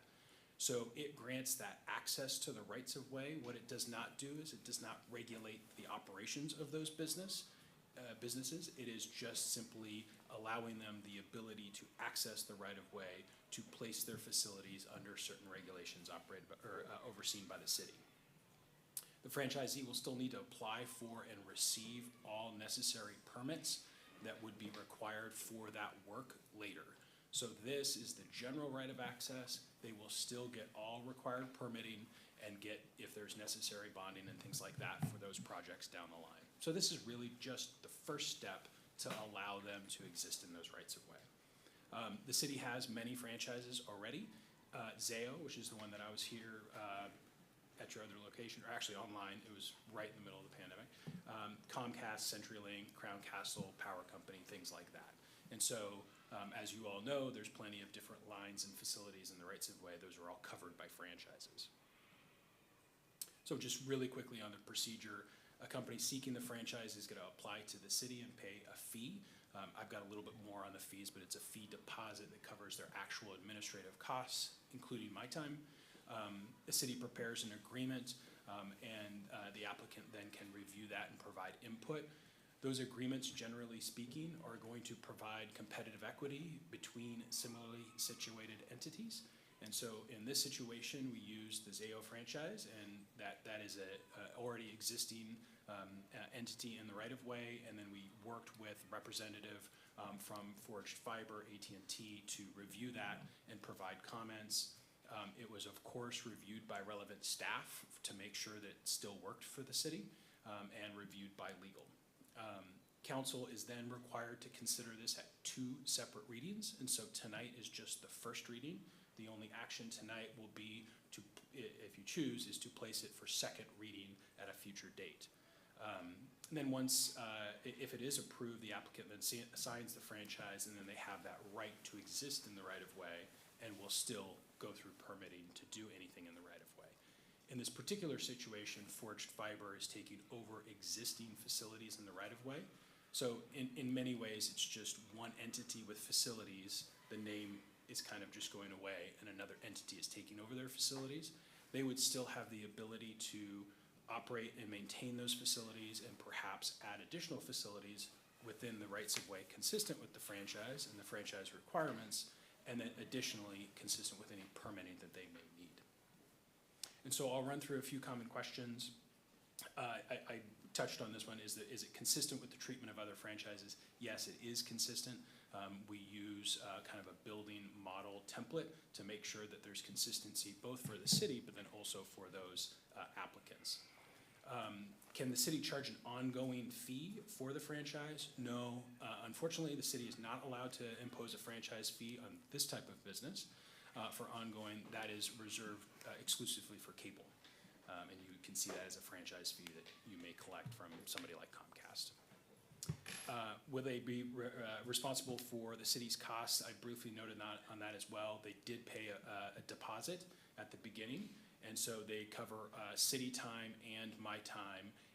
And if there's leftover, they get a return on that, and if there's more, they would get an invoice for the additional costs for the review of this franchise. Can you deny the franchise request? Yes, technically you can. But you would need to support that with substantial evidence in the written record.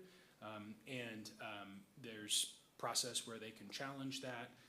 And because of competitive equity, where you have existing entities in the rights of way similar to this, it would be challenging. And so we can, if there's a need, we can go into that further, but that's that. And can you require the franchisee to build out and serve the entire city? The answer is no. We don't regulate their operations and how they would choose to do that, though again, they are taking over existing facilities from a large company, and so they're certainly in existence already. And so at this point, any questions about franchises in general, this franchise specifically, happy to entertain those right now, and then the recommended action is on the screen as well. Councilmember Reynolds. I'm going to or preface my question by just stating a general goal, which is I want more fiber service on the island. Given that goal, one of my thoughts is, we should try to look for companies that are committed to serve the island and put in lots of fiber lines. But it sounds like granting a franchise to this company, anybody else could just as well come along and do it the next day as well, right? This is a non-exclusive deal. So we don't really have any incentive to try to force them to do something, even if we can. Is that correct? Because the next company could do it just as well? It is non-exclusive, so the next company can come in. Again, they're taking over facilities that are already here, so they have, I think, one would argue, a leg up in, the competition market here in terms of putting their facilities out there.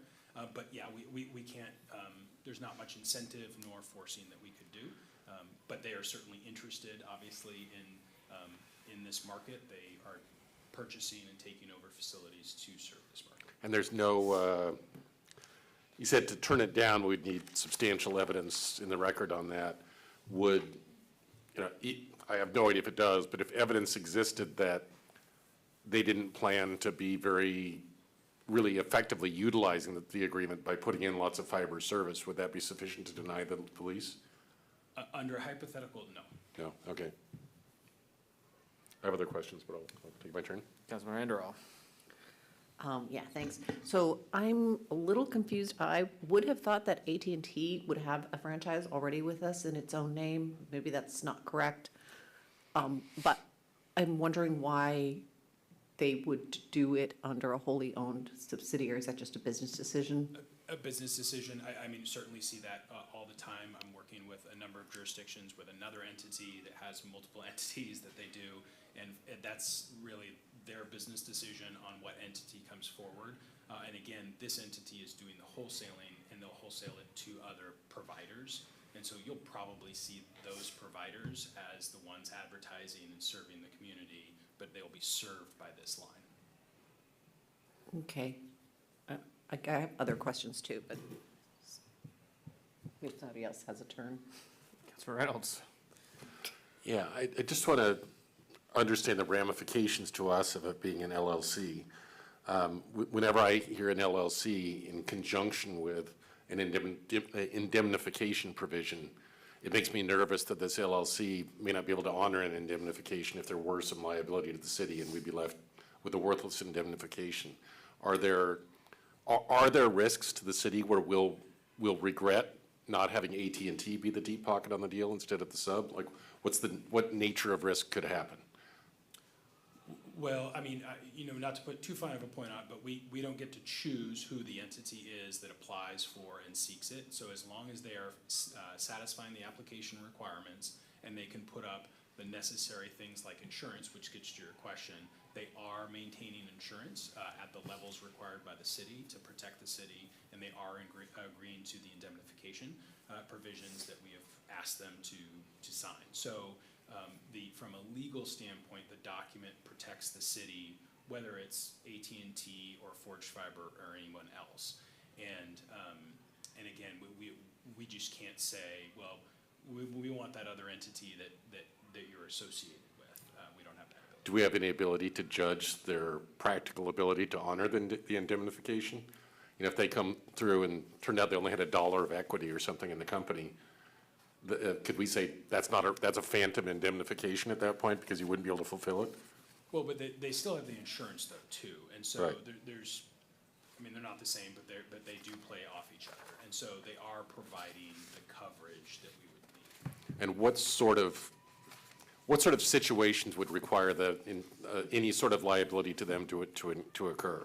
Like if somebody tripped over one of their fiber optic cables or construction vehicles, is that the sort of thing we're talking about, or what else might there be? Yes. I know they're generally underground, but. Yeah, no, absolutely. But sure, I mean, I think you're on the right path. But I will, pull us back to one of my first points on one of the slides is they're still going to get permitting that will have bonding and things coverage for what the work. And so a lot of the hypotheticals I think we would come up with, they would probably be working under a permit that would have separate and distinct coverages. that would protect the city as well, just like for anybody else that's out working in with a right-of-way use permit or something like that, where there's more potential liability because there's equipment on the ground or they drop something when they're working or what have you. I think an example might be a windstorm knocks over a pole and it falls on a car or something like that.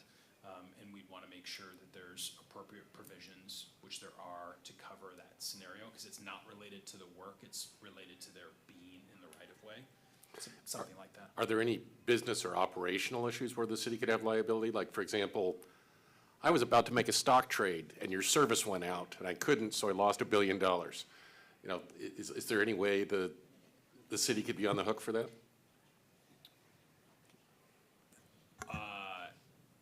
I mean, lawyers can get creative, but no, I mean, Okay. I don't see it. But we're again. Because we're not the provider. We are not the provider. We're not regulating their business. We are not Okay. telling them how to do anything. They merely exist in the right of way with our permission. Okay, thank you. City Manager Bond, do you have a comment? I just want to advise some caution about going down the path of speculative litigation in a open city council meeting and advise against it. Councilmember Anderall. Good advice, City Manager. So questions, I worked for CenturyLink for a long time, and no, CenturyLink still has the franchise, and Lumen is the parent company. Do you have any visibility in this franchise agreement to exactly what assets were divested and which ones weren't? And I mean, how CenturyLink will continue to provide cable service if Lumen's divested its fiber to this forged fiber 37? Or do you not get into that type of information when we negotiate the franchise? So we don't get into that information when we negotiate the franchise. They did provide a letter informing of what they were going through. I don't have that open. I don't recall the specifics, but it's basically the fiber on one side and the other one on the other side, the other type of line. And so they divided based on, I believe, the physical line type. Okay, is that a letter or something that we could see if we wanted to? Yes, I believe the city received that, yeah. Okay, I'll get my hands on it. Thank you. Absolutely, I'll make sure. Councilmember Reynolds. No more questions about Old litigation. Okay. Council, is there a motion to schedule ordinance number 26-01 for second reading and adoption at an upcoming city council meeting? So moved. Second. It was moved by Councilmember Reynolds and seconded by Councilmember Anderall. So any discussion? So clerk, please call the roll. Thank you, Mr. Mayor. Councilmember Shea? Aye. Deputy Mayor Becker? Aye. Councilmember Anderall? Aye. Councilmember Weinberg? Aye. Mayor Rosenbaum? Aye. And Councilmember Reynolds? Aye. Thank you, Mr. Mayor. Thank you. Motion passes. Okay, our next item of business is AB 6839, the Capital Improvement Program Overview. And for that, we welcome Finance Director Matt Mornick and Chief of Operations Jason Kittner.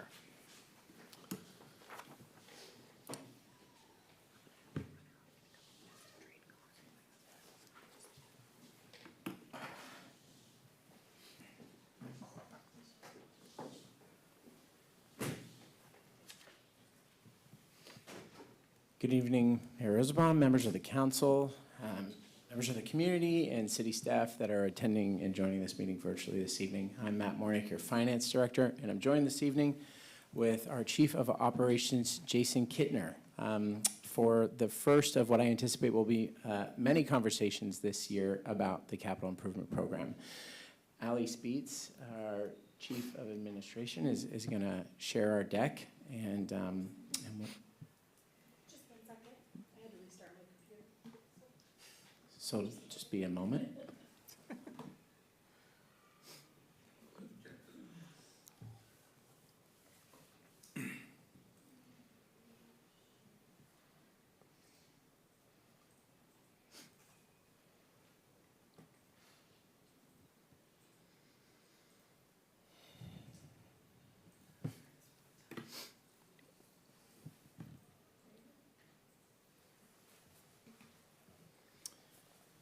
Okay, thank you so much, Ali. Next slide. All right, so Jason and I are going to go through 29 slides tonight, beginning with a summary, a high-level summary on the current city situation with the city's facilities and how public buildings play into larger efforts to plan for, construct, and finance capital projects here on Mercer Island. As we work through our slide deck, we welcome questions. We're hoping for a dialogue, and that will help inform some of the discussion questions we have at the end of the deck, where we're seeking council's direction on potential next steps. Next slide. Just to come out and say that we're, from the get-go, that we are at a point where we are really balancing a number of priorities within the capital program. Our goal tonight is to walk away from this meeting with an understanding of what potential projects could be delayed or canceled to free up funds for other projects, specifically facilities projects. We're looking for your input this evening because if we're going to move forward with trying to advance work in 2026, let alone in 2027 and 2028, using the city's current resources, we're going to need policy direction to reprioritize our capital resources. Next slide. On January 16th at the City Council Planning Session, City Manager Bond provided a very in-depth overview on the current situation with the city's facilities. So if members of the community would like more information than the 2 slides we're going to cover this evening, I encourage you to go back to Agenda Bill 6840. But in summary, back in 2022, the City Council directed staff to initiate long-range planning analysis on the city's facility. And that work identified seismic vulnerability issues, as well as operational constraints with the city's public buildings. Shortly thereafter, in 2023, the City Hall building was permanently closed for a number of reasons, including seismic deficiencies, the systems that operated that building were failing, and that there was a significant limitation on the return on investment to rehabilitate and abate those issues with that building. Council made a strategic investment that went towards standing up interim facilities for the modular buildings that are currently sitting in the City Hall parking lot for the police department, as well as making one-time investments into the Public Works Administration building so that we could maintain our operations and essential services. But at the time that these investments were made, they were never intended to be a long-term funding plan or a cost-effective solution for our ongoing operational needs. As the council is well aware, in November of 2025, the city took a plan to the community to come up with a long-term funding solution to build a new public safety and maintenance facility. And that proposal was not approved by the voters. It did not meet the 60% approval requirement. And so we are very much in a situation where we are laying out a roadmap to think through the rehabilitation and replacement requirements for the city's public facilities. This is an immediate priority. Next slide, please. When we talk about public buildings, it can be somewhat nebulous. So I included this slide. It's directly from Agenda Bill 6840, again from the City Council's planning session, to point out that the 12 buildings that are included in the city's portfolio of public buildings. Of these 12, 10 are currently operational. The Tully's building was decommissioned, and now it serves as, the parcel serves as a site for long-range parking, and the City Hall building remains closed. Next slide, please. And so this graphic just lays out the 8 functional or capital project categories that we make up the complete capital improvement program. So public buildings is just one piece of the larger puzzle, and we are going to speak to the different project categories later in the deck. So I just wanted to include, when we talk about public infrastructure, it's synonymous with the term capital, and public buildings is just a small part of that infrastructure. Next slide.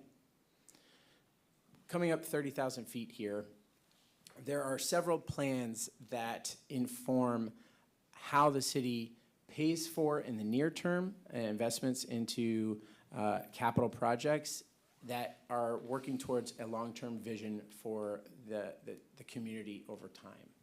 And so this upside-down pyramid, also known as a nabla for our calculus enthusiasts, lists the three key plans that make up all of our planning documentation for infrastructure. Starting at the top, the comprehensive plan. The council is well aware of the comp plan.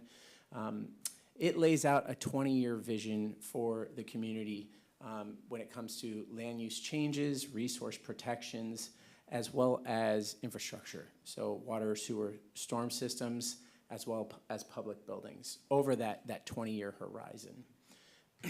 Going a little bit further down this NABLA, the Capital Improvement Program is the city's 6-year financial roadmap, which identifies precisely the what, the when, and the how the city is going to construct and finance capital improvements. And then the first 2 years of this 6-year financial roadmap is what we refer to as the capital budget. It's in the biennial budget, and it's where the city council authorized spending for the first 2 years of that 6-year plan, the capital improvement program. Next slide. So this table just lays out the differences between the capital improvement program and the capital facilities element within the comprehensive plan. That is that chapter that's specifically devoted to capital improvements, public infrastructure. And it compares the differences between the purpose of each plan, the timeline, what the plan's focused on, the legal basis for its existence, and the core components of each plan. And it just goes to point to that, but these two plans share a common goal to maintain and invest and improve in capital infrastructure. And they do so via different timelines and for very distinct legal purposes under state law. Next slide. Before we go any further, are there any questions?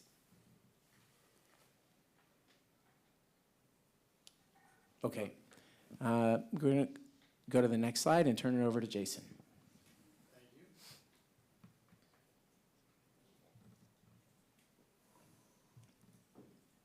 No? There we go.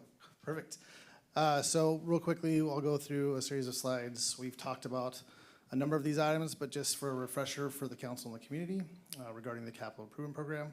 Before I dive into it, you'll see in some subsequent slides reference to some additional plans. So in addition to the two elements that Matt was talking about earlier just a minute ago, the water system plan, the general sewer plan, and the PROS plan, otherwise known as the Parks, Recreation, and Open Space Management Plan, also feed into that, those two other elements in terms of the capital improvement program, as well as alignment with the comprehensive plan. So, and those also have their own specific requirements and timing to be updated and fine-tuned over time. And a couple of them are actually hitting in this biennium and the next biennium.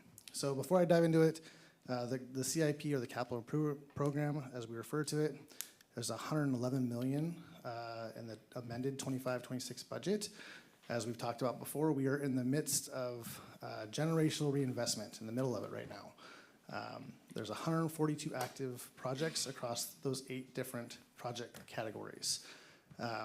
They are made up of different strategic goals, accounting and legal requirements.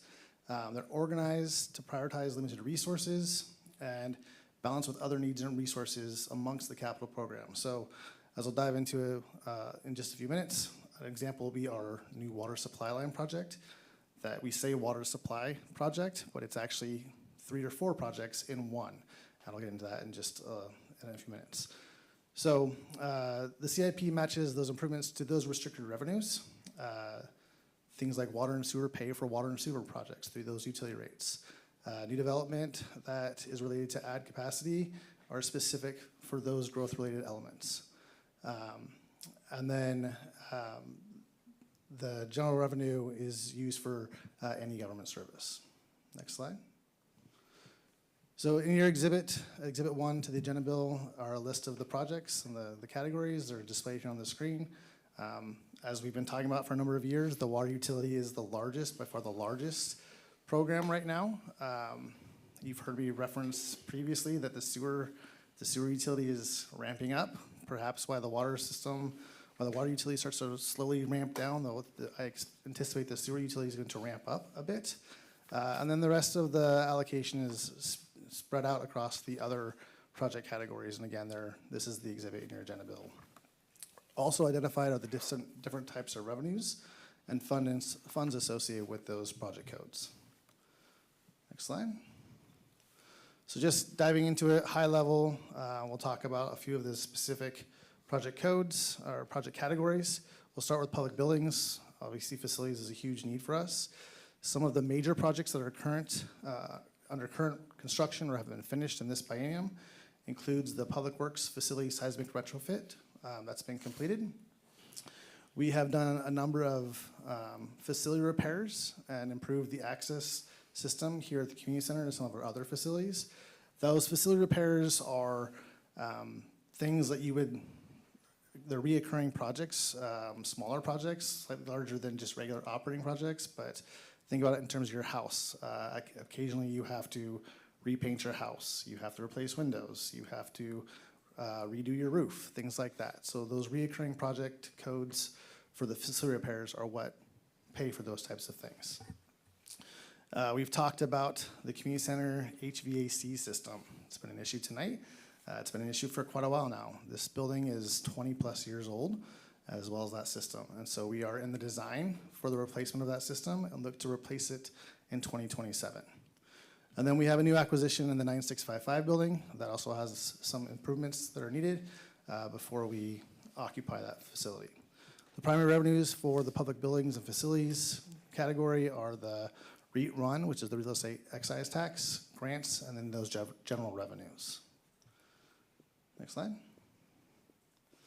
Streets, pedestrian, and bicycle facilities. So this is, as we have this conversation tonight, this is an important topic because the TIP, which is what identifies the plan for streets, pedestrian, and bicycle facilities, is coming quickly, as the city manager referenced in the CM report tonight. That is what funds, that's what prioritizes the capital projects on the streets, pedestrian, and bicycle facilities.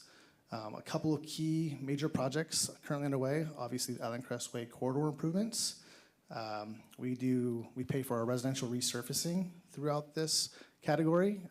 We collect our PCI, our pavement condition index, every 3 years. That data helps us prioritize those replacements or resurfacing of those streets. Usually somewhere in the time frame of every 30 years or so is when those streets are being repaved. We've just recently completed the 80th Avenue pedestrian improvements in the town center. And then that water supply line project, there's a street and pedestrian improvement project tied to it, and that's the Gallagher Hill Southeast 36 improvement. This was a project that was actually identified a couple of years ago through the TIP and the capital improvement program, and it was delayed to more closely align with the water supply project. The last thing you want to do is redo a roadway, build pedestrian facilities, and then rip it all out to put a water line in. So we work really carefully and closely to make sure that we prioritize projects and align it with other projects, not only city projects, but also private development. Sometimes we have our partners through utilities and things like that have projects. We've delayed some street resurfacing projects because PSC's had some work to do in the area. So it's all part of that balance in terms of developing the CIP program. I think this is also an important category to reference that there's, in addition to our standard revenues through REIT, the TBD or the Transportation Benefit District, the motor vehicle fuel taxes, there's a significant amount of grants that also play into the development and prioritization and timing of these capital projects. Next slide. Our stormwater system, I put this one up outside of the other utilities because a lot of times the stormwater work coincides with that street work, right? So when we're doing streets, oftentimes we're adding drainage, improving drainage, replacing drainage. I will say the stormwater utility of the 3 utilities is what we call the baby of the 3 utilities. We know the least amount about it. We have the least amount of data to it because it was the last one at the table, essentially. We're gathering more information by the day, and we're oftentimes partnering that stormwater work with those street-related projects. Again, these primary revenue sources are tied to the stormwater utility, connection charges, grants, as well as outside long-term financing. It's also important to note that the stormwater system is tied to the National Pollution Elimination and Discharge, or the NPDES permit, that we are required to abide by and report on every year. So of those 5,000 plus catch basins, we're inspecting those every 2 years, all 5,000 of them. So, Parks, Recreation, and Open Space. Again, major projects on the horizon. We've been talking about the Luther Burbank Waterfront Improvement Project. Yes, it's happening. Years in the making, years of permitting, planning, design, heading to construction later this year, hopefully, fingers crossed. This is a project that has a significant amount of outside grant funding, as well as it takes a long time to get this project designed and permitted. We are finding that to be an issue. We are surrounded by water. We have a lot of number of wonderful parks in our park system, but it complicates things. It's not just as straightforward as, hey, we have a construction project, we're going to design and construct it. Oftentimes it requires additional regulatory and permitting and planning that goes along with it. Like the Clark and Groveland Beach Joint Infrastructure Plan, that's a similar example. That's currently in design right now. The Parks and Recreation Commission is going to talk about the draft site plan for Dean's Children's Park on Thursday. So that is finishing up the design and moving towards the construction phase. And also in the Parks, Recreation, Open Space is our open space veg management program. Again, primary revenues are REIT 1 and REIT 2, property taxes, the King County Parks levy, as well as the 2022 Mercer Island levy, grants, private contributions, park impact fees, and general revenues.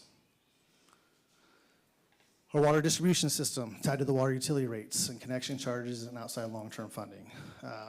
Major project again, the water supply pipeline project. This isn't just the supply line, the major supply line. This also includes an AC water main replacement that was scheduled for replacement that runs down Gallagher Hill. We're doing both projects at once. So if you're adding up the numbers, in theory, the water supply line is actually a combination of 4 projects. It's an AC water main project, it's a new water supply line project, it's street resurfacing, and it's pedestrian improvements. So it's actually 4 projects wrapped in one. We're trying to do it in one construction window. We've talked about the AC water main replacements. We're trying to eliminate all of our AC water main within this 6-year capital program. Our PRVs, these are our pressure reducing valves. We have 80 plus of them throughout the distribution system that monitor and manage our pressures throughout the distribution system that are in need of replacement, design and replacement. And then I referenced the water system plan earlier, which is currently underway. We're required to update that every 5 to 10 years. Next slide. I will say, go back over the water supply line project. I think it's also important to note that we do have some legislative funding that's going to that project as well. Next slide. The sewer side. Sewer has been ramping up lately. As I've talked about before, we have some Department of Ecology requirements that we have to meet over on the east side of the island where Reach 1 is located. We have some capacity improvement projects that are in design now that will move towards construction. This is similar to those park projects I referred to earlier where design and permitting is going to take a significant amount of time to get to that construction window. Tied to that is our general sewer plan and our hydraulic model update, as well as I'm happy to report that the SCADA system has been completed on the sewer side of the house.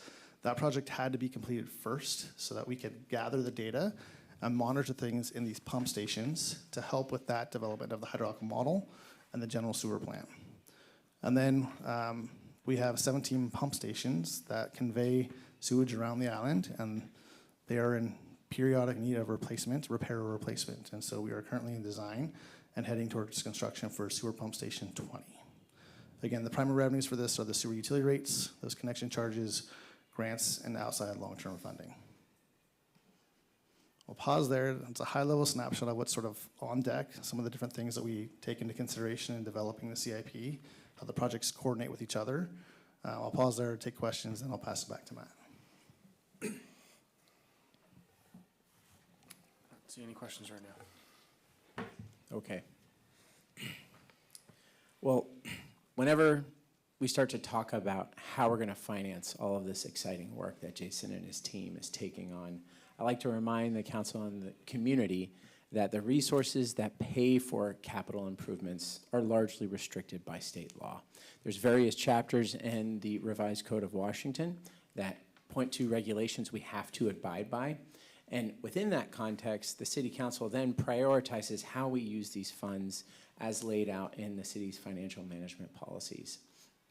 For more information about the laws that the city adheres to, I would point members of the community to Agenda Bill 6839. We talked at length about this at the City Council's January 16th planning session. When it comes to facilities, I just wanted to walk through two revenue sources that could potentially be used to support additional facility work that falls within the guise of the state's rules. And that includes utility rate revenues and the City Council's policies around real estate excise tax, both which are heavily regulated by the state. Next slide.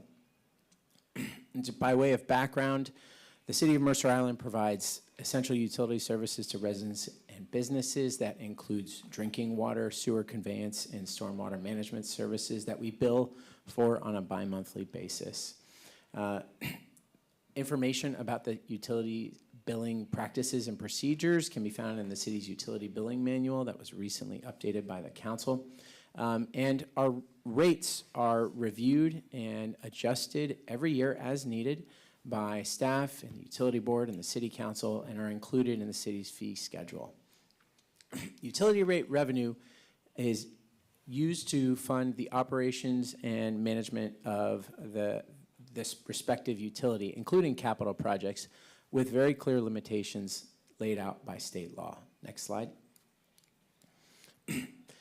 We talked about this at the planning session, but I'll remind the council and folks watching that there is a very clear legal firewall between money that utility customers pay versus the money that the city uses to pay for general services like public safety.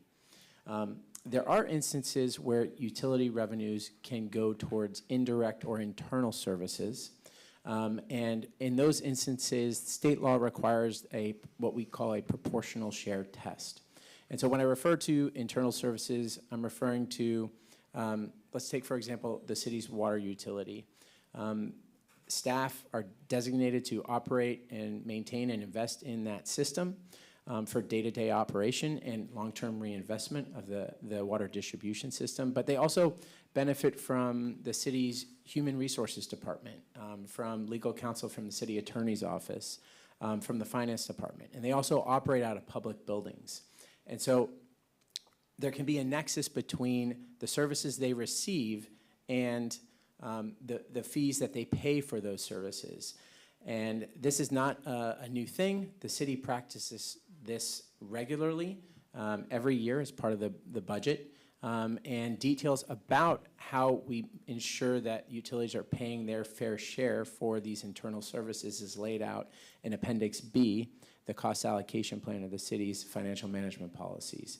It's important to emphasize that this is not a policy preference. The proportional share is a legal requirement to ensure that resources are being used as prescribed under state law. This proportional test also applies when talking about using utility funds for capital projects. Next slide. So I just wanted to take this a little bit further and provide an example that illustrates the approach the city would take in allocating utility revenues to potentially pay for a new facility. And so let's take an example where the city council directs staff to proceed with designing a facility that houses 100 city staff. And 10 of those staff, 10% of the total employees in that building, would oversee the water utilities operations and maintenance from within that new building. Then it would lead towards the utilities paying their proportional share. 10% of the new utility, of the new building could be paid for with water utility revenues. If the water utility paid more than that 10% threshold, then we would be in violation of state law because those the water utility would then be benefiting general government operations, and that's illegal. Shifting gears here a little bit, the second restricted revenue real estate excise tax, this is a 0.5% tax on the sale price paid by sellers when property is bought and sold. This graphic just illustrates state law on the left that restricts the use of REIT revenue and the city council's budget policy. And so REIT is restricted at the state level, and the state breaks them in REIT into two separate categories. So REIT 1 is the first half of the 0.5% tax that can be used to invest in streets, parks, utilities, as well as facilities. REIT 2 is that second half of the 0.5% tax, can be used for streets, parks, or utilities, but it cannot be used on facilities. I'll just also mention that REIT cannot be spent or invested into equipment or technology. The City Council's budget policy was established in 2019 that dictates how REIT revenues get used within the city's capital improvement program. 100% of REIT 1 goes to investing in parks and facilities, and then REIT 2 is split, 10% going to parks and facilities, and the remaining 90% going to investments in the transportation system. So at the very bottom of the slide, state law essentially says that 100% of REIT can be invested in parks and streets, whereas 50% of REIT can be invested into facilities. Next slide. I just wanted to give some context to REIT. This table shows the 2023, 2024, and 2025 revenue actuals and how they were allocated to the city's various funds based on that budget policy established by council in 2019. Next slide, please. So this is a policy question that council can consider. Council can modify our REIT financing strategy based on our current near and long-term priorities in the capital program. For example, we could consider revising the policy to redirect REIT funding to facility projects and reduce the funding to parks and street projects. And so this would require revisiting the capital project list and reprioritizing our limited resources. Next slide. There's the NABLA once again. I just wanted to summarize some of the key takeaways from our discussion this evening. We've covered a lot of information, but referring to this graphic, keep in mind that there are, with all of these near-term decisions that we need to make right now about how we're going to work within the limitations of the city's resources to fund the many capital improvements, there's a cascading effect to these decisions. So it's important that with every biennium, we keep an eye on the 6-year plan, let alone how that 6-year plan executes the 20-year vision for infrastructure on Mercer Island. Second point is that state laws are very clear, and they set rules that regulate how restricted revenues can be invested for capital improvements, let alone day-to-day operations on Mercer Island. So we have to remain within those legal guardrails. There is no wiggle room there. And then finally, within those state limitations, the City Council can prioritize how restricted revenues are used to best serve the community at this point in time. Next slide. We're going to return to council in March with findings from the resident survey that is currently underway to better understand what happened during the November general election, as well as how to best proceed with priorities for capital facilities. And we're looking for your feedback tonight and through the first quarter and second quarter of this year to just set priorities for the capital program. That's going to inform some of the critical decisions that we need to make in 2026, let alone the development of the 2027 and 2028 biennial budget. And we've included an alternative. This was not included in the agenda bill, but should the council decide to reconvene the Finance Ad Hoc Committee to review the capital program and return with some recommendations for the larger council, we would welcome that option as well. Next slide. Okay, so these questions are just to incite some discussion and open up the floor for some deliberation about how the council would potentially like to proceed, what additional information you might like, and how we go about prioritizing our limited resources given our current needs in the capital program. Okay, great. Thank you. Councilor Reynolds, do you want to get us started? It's been my honor every time tonight. Well, your hand's always up. Yes, I know, thank you. Just want to confirm my understanding on the REIT funding. Was it REIT 1 that could go for facilities or REIT 2? I forget which one you said. REIT 1 REIT 1 can go okay. towards facilities. If there is a decision to use some of that money, is that a prospective thing that we could use the REIT 1 money going forward, or could we reallocate existing balances that arose due to REIT 1 and shift them? We could shift them. Yeah, And- so we could retroactively take action to make that adjustment. And do we have a sense as to, do we think of half of the existing fund balance in relevant funds as being from REIT 1, or is it more complicated than that?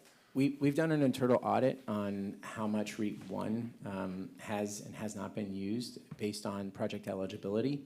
And so we can get those precise numbers if that would benefit the council.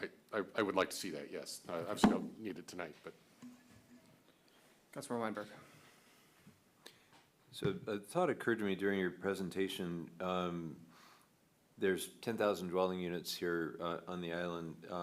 There's a lot fewer government buildings on the island, although the government buildings do on average are on average larger.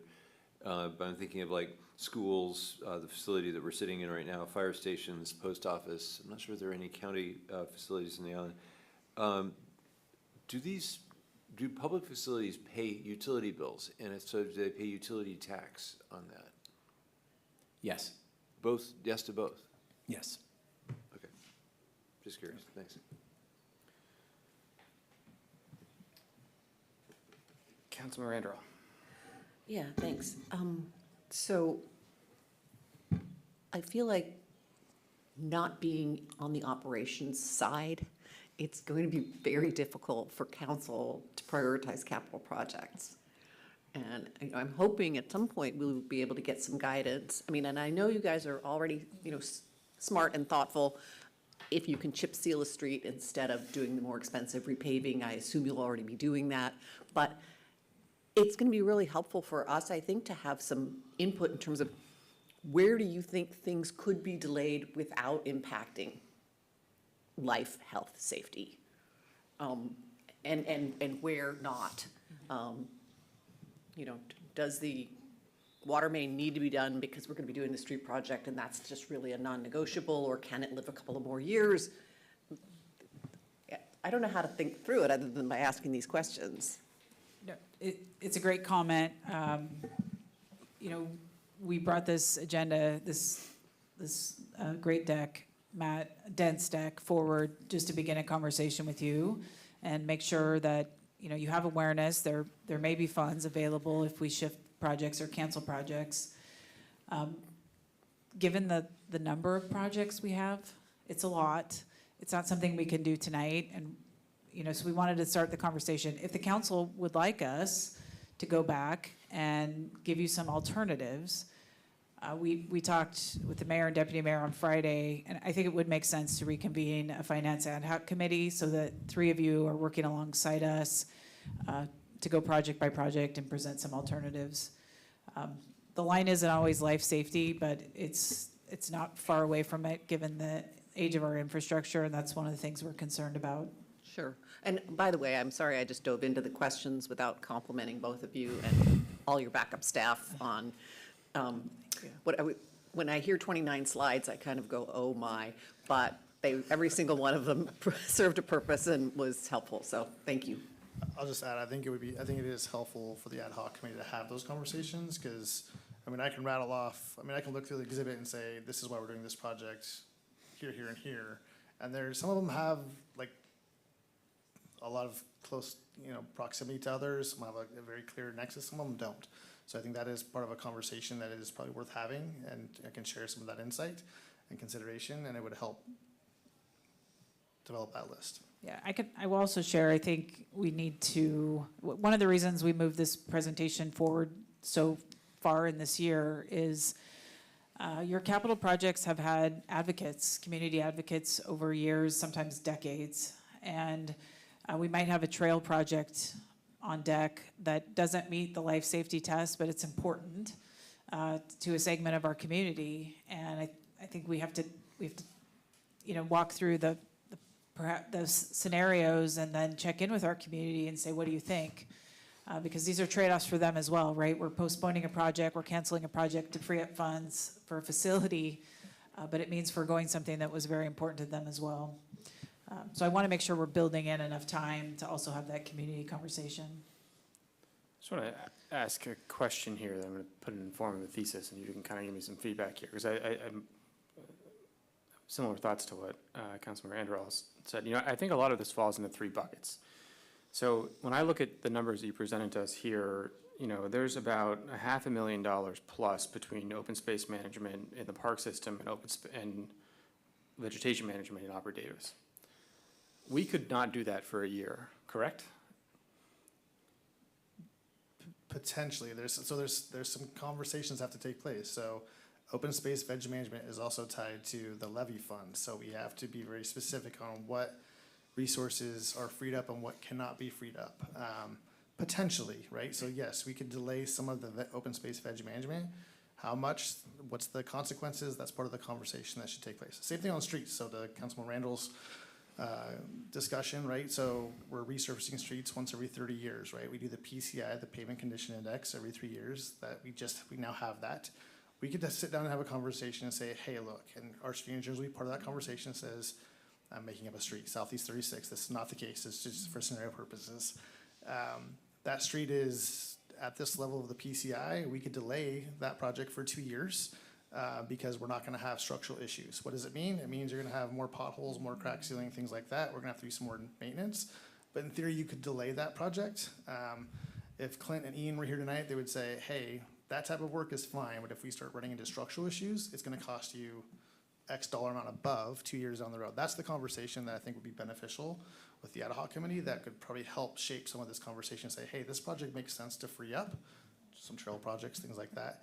That makes sense to have a conversation about. Some of these other things don't, because it's going to have potentially catastrophic consequences down the road. So, Mr. Mayor, it sounds like you maybe were working a scenario. So let me say, some of the funding that's not tied to the parks levy. Yes, you could not do it. You could not do it for a year, and so then it sounds like maybe you had a follow-up thought. Yeah. So my second thought is then you have a bunch of projects that you could postpone for a couple of years. You would eventually need to pay for them, and potentially pay more for them than what we would pay initially. The third bucket that I see here are projects that we made a lot of investments in last year, and that maybe you could pause some of them and move some of that money around, but the reality is that those investments are in flight already. Is that correct? Correct. And those would be, from a staff recommendation standpoint, we probably wouldn't recommend delay those because those are already in flight. Okay, But so worth the conversation. Yeah, I mean, I think my overall perspective here is that a lot of these there's not a lot of here that's sort of nice to have. A lot of these things are things that we need to have either now or sort of in the near future. So I just think as we have these conversations, we should think about that and be be clear with the community that there are costs to not doing these things now. And I think if you could go back 20 years and some of the decisions previous councils made, would they make that knowing what we know now? I don't know, but I do want to be thoughtful about future councils and making sure that they're not put in a tough position. We didn't present a slide tonight on the real estate excise tax trends over time, I don't think, did we, Matt? No,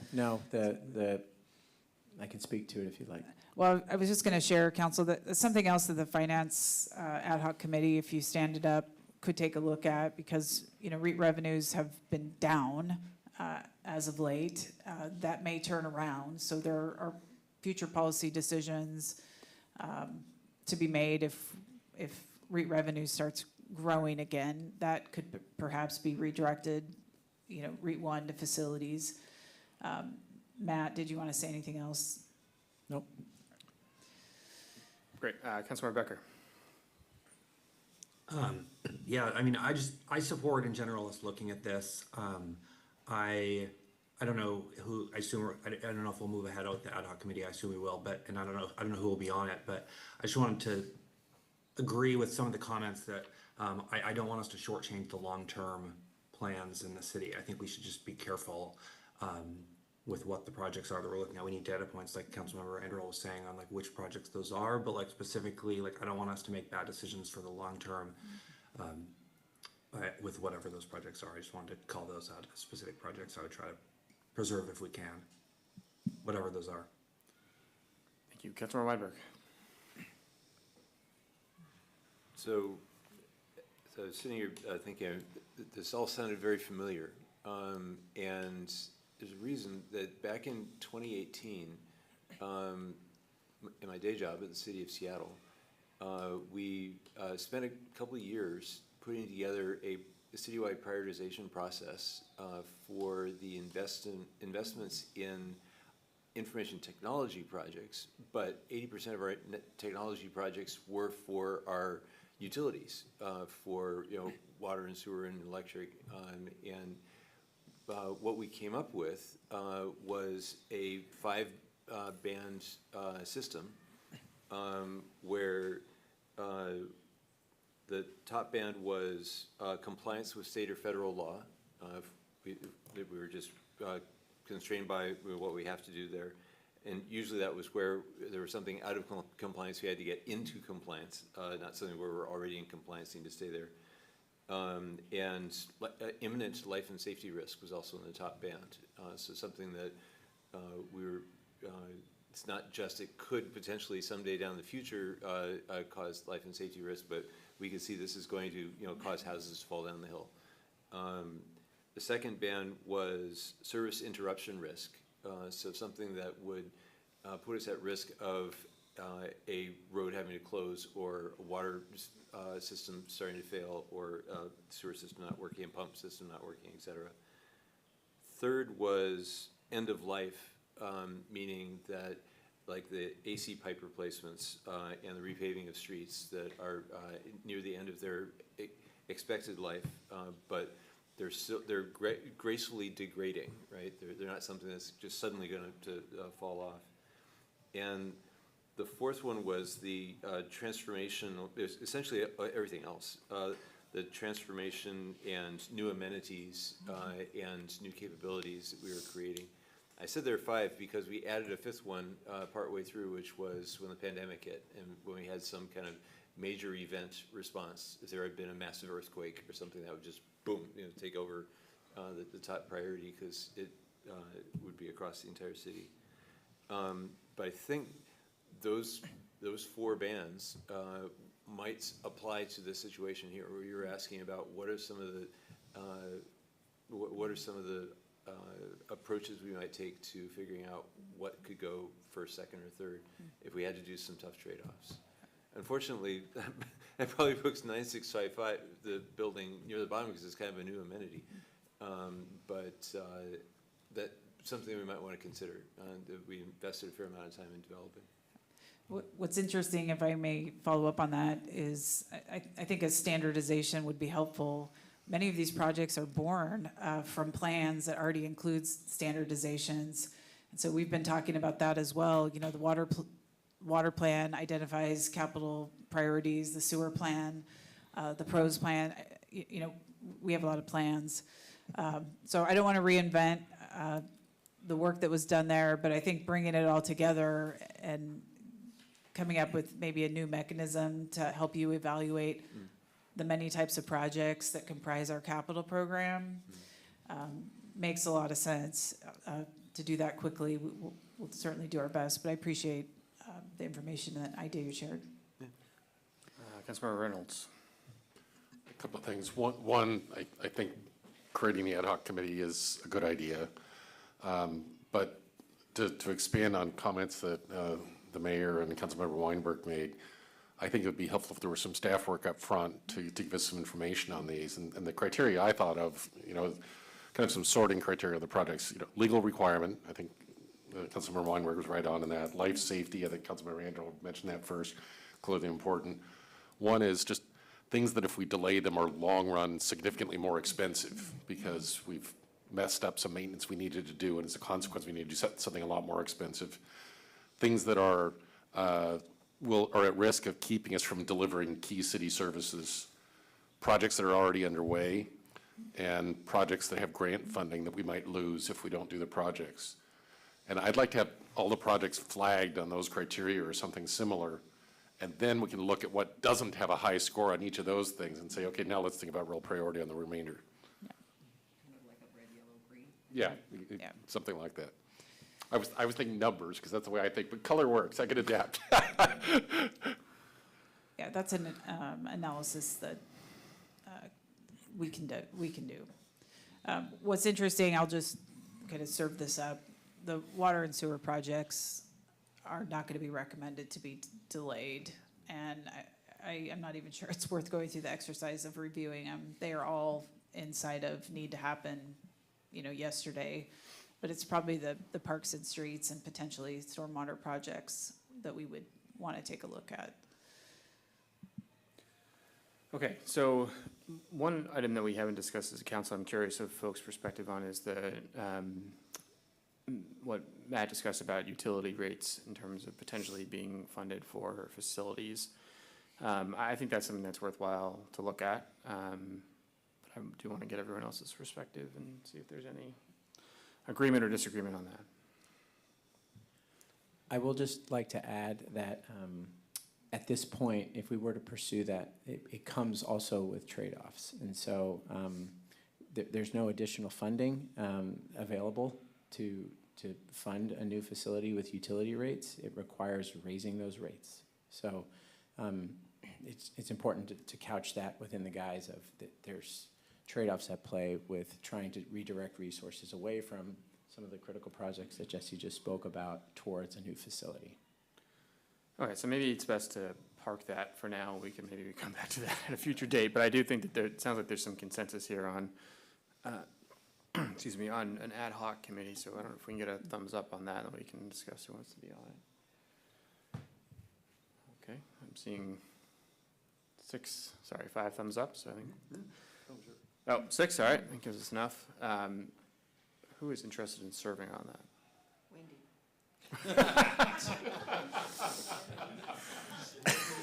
Surprise. Mr. Mayor, historically, the Finance Ad Hoc Committee has included a representative of council leadership. That's not mandatory. I would also like to nominate Councilmember Reynolds because he's been,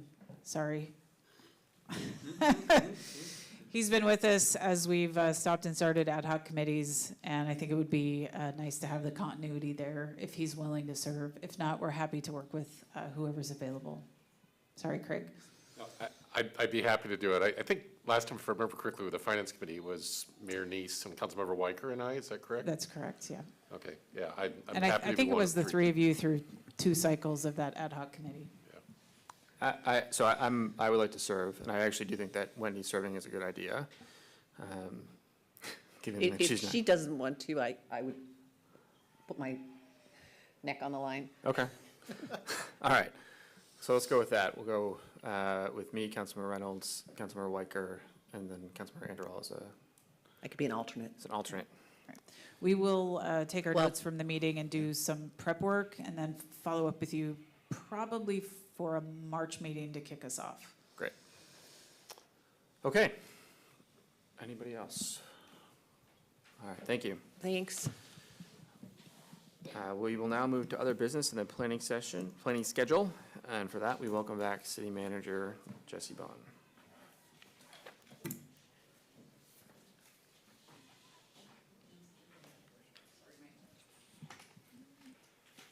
Alfredo, oh, there we go. My computer timed out. Nothing further for me on the schedule. Thanks, Mr. Mayor. Okay, Council, is there a motion to excuse Councilmember Weicker's absence from tonight's meeting? So moved. Second. Moved by Councilmember Anderall, seconded by Councilmember Reynolds. City Clerk, please call the roll. Thank you, Mr. Mayor. Mayor Rosenbaum. Aye. Councilmember Weinberg. Aye. Councilmember Shea. Aye. Councilmember Reynolds. Aye. Councilmember Anderall. Aye. And Deputy Mayor Becker. Aye. Thank you, Mr. Mayor. Okay, are there any new upcoming council member absences to report? Councilmember Reynolds.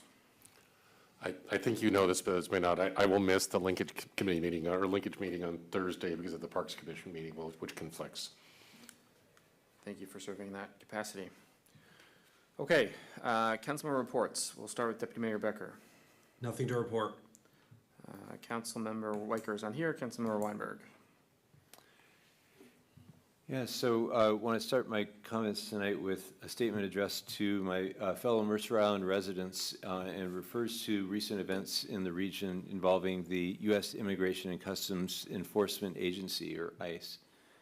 We've all heard that ICE officers are required to have a judicial warrant to make an arrest or to demand entry into your home.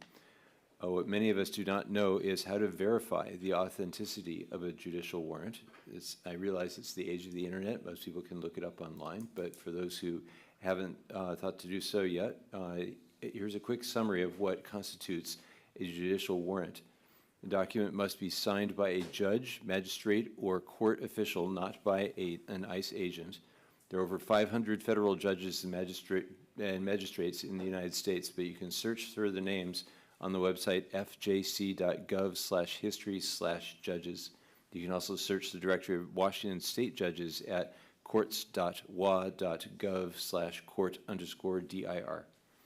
The document must be issued by a state or federal court, not an immigration court. The document must explicitly authorize search and seizure or arrest. The document must explicitly name the person or the address of the property to be searched, and the warrant needs to be current and not expired.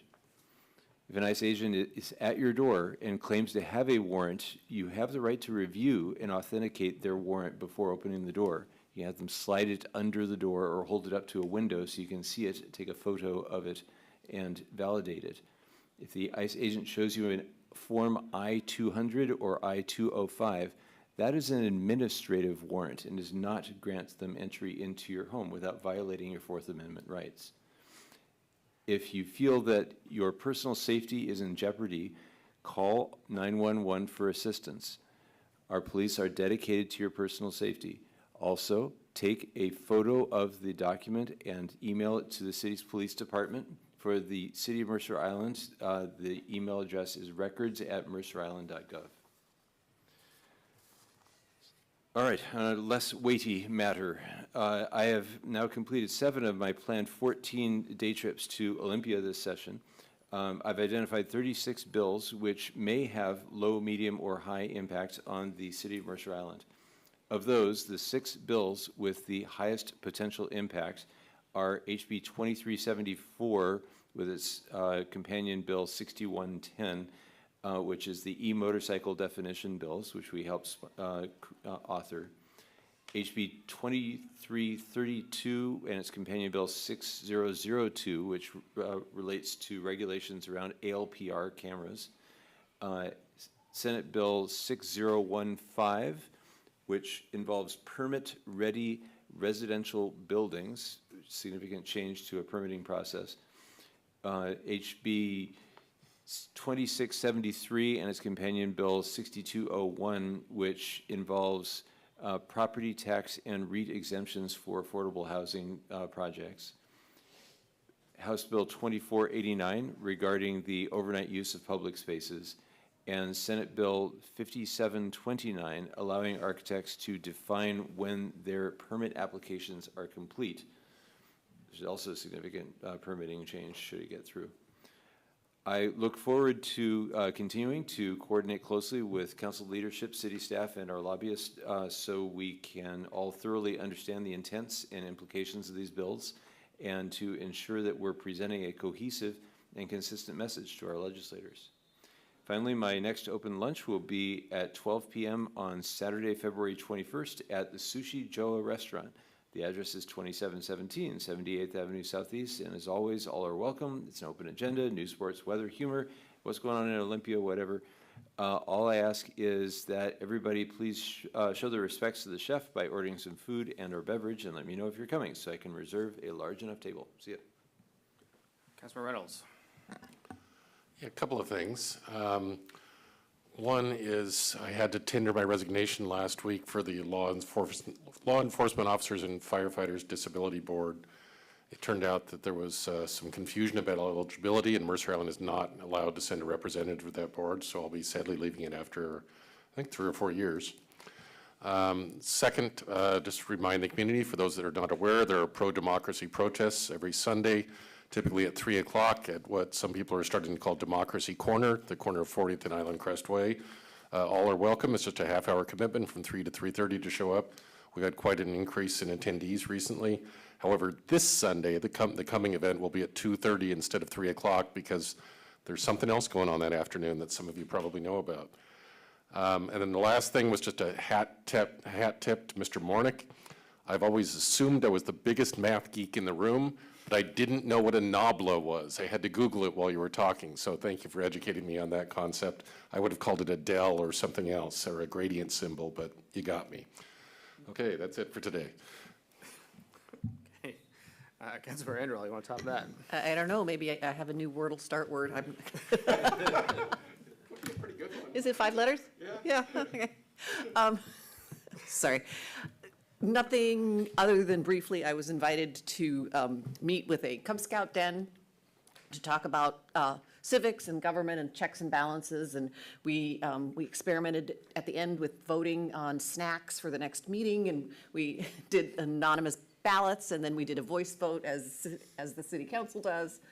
They were very engaged, very interested, and very well informed about the branches of government for 4th graders. I was impressed. So that's it. What was the final snack tally? Well, the veggie straws and oatmeal cookies for the next meeting. Good combination. I'll be there. Councilmember Shea. Yes, thank you. So since our last council meeting, I joined Council Member Ted Weinberg and city staff in Olympia for the Association of Washington Cities Action Days, and we're grateful to the AWC for supporting House Bill 2374, which clarifies the difference between e-bikes and e-motorcycles. And many thanks to Representative Janice Zahn for being the main sponsor of that bill and working closely with our city staff on its development. And Councilmember Weinberg and I attended the committee hearing and heard a bunch of strong pro testimony from across the region, and including our mayor, Dave Rosenbaum. So a consistent statewide definition will help cities better regulate for safety. There is awareness of ongoing concerns in the community regarding federal immigration enforcement activities, and I want to acknowledge the fear felt by our community members. I see you, I hear you, and I am with you. I appreciate our police department's statement reaffirming that their mission remains unchanged to protect the safety and well-being of everyone on Mercer Island. And please call 911 if there is a public safety concern.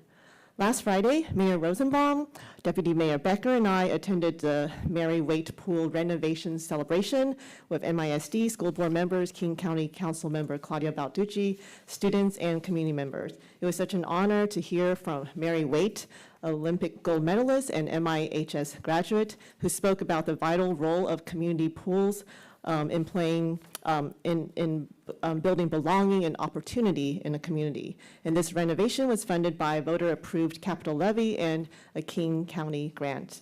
I've been assigned as council liaison to 5 committees, and I look forward to serving and reporting back. So yes, Lunar New Year of the Fire Horse is coming up soon, and the city has partnered with the Mercer Island Chinese Association to host a Lunar New Year event this Sunday, a lot going on from 10 to 2 p.m. right here in our community center. So welcome all to join. And my next community coffee is Wednesday, February 25th from 11 to 12:30 at ASA on the north end, and I hope to see you there. Great, thank you. The City Council will now go into executive session for approximately 30 minutes for planning or adopting the strategy or position to be taken by the City Council during the course of any collective bargaining, professional negotiations, or grievance or mediation proceedings, or reviewing the proposals made in the negotiations or proceedings while in progress pursuant to RCW 42.30.140B4B, and to discuss with legal counsel pending or potential litigation pursuant to RCW 42.30.110.1I. The City Council will be in recess from 8:28 until 8:33. And the city council will convene the executive session at 8:33 until 9:03 PM.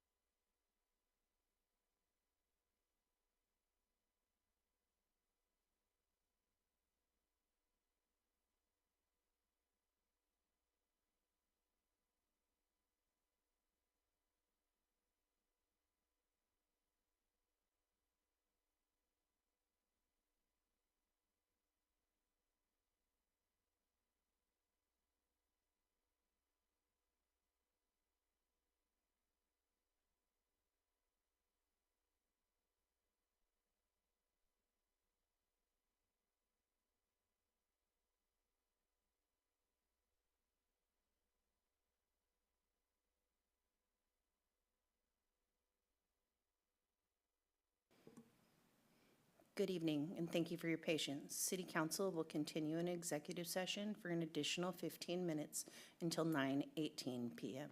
Thank you.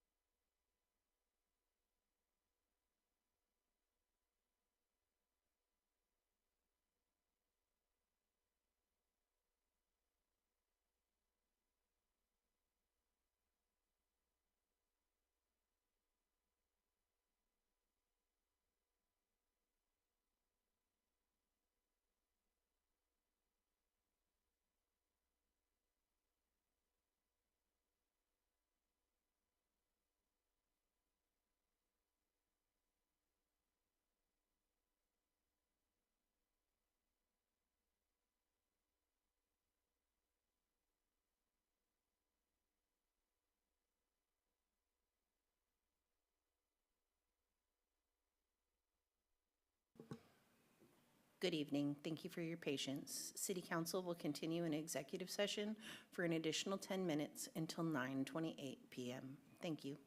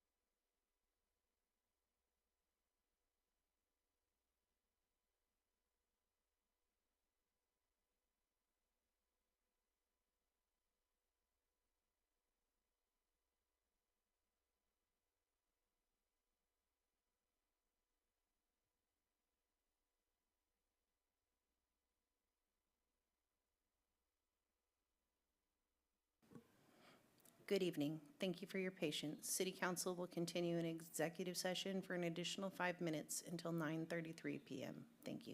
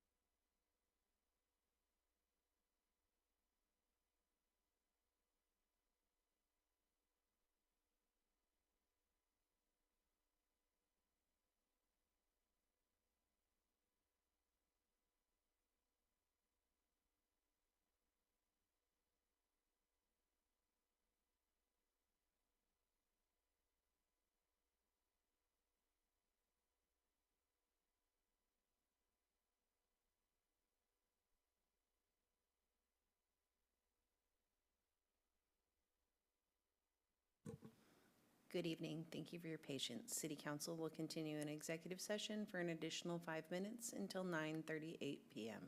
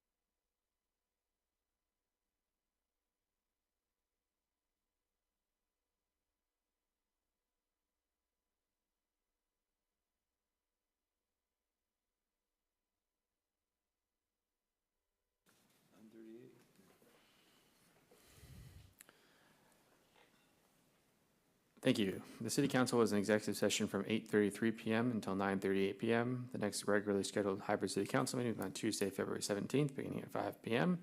The time is now 9:38 PM. As a reminder to this council, please stay seated until the city staff has terminated the broadcast. Thank you. Good night.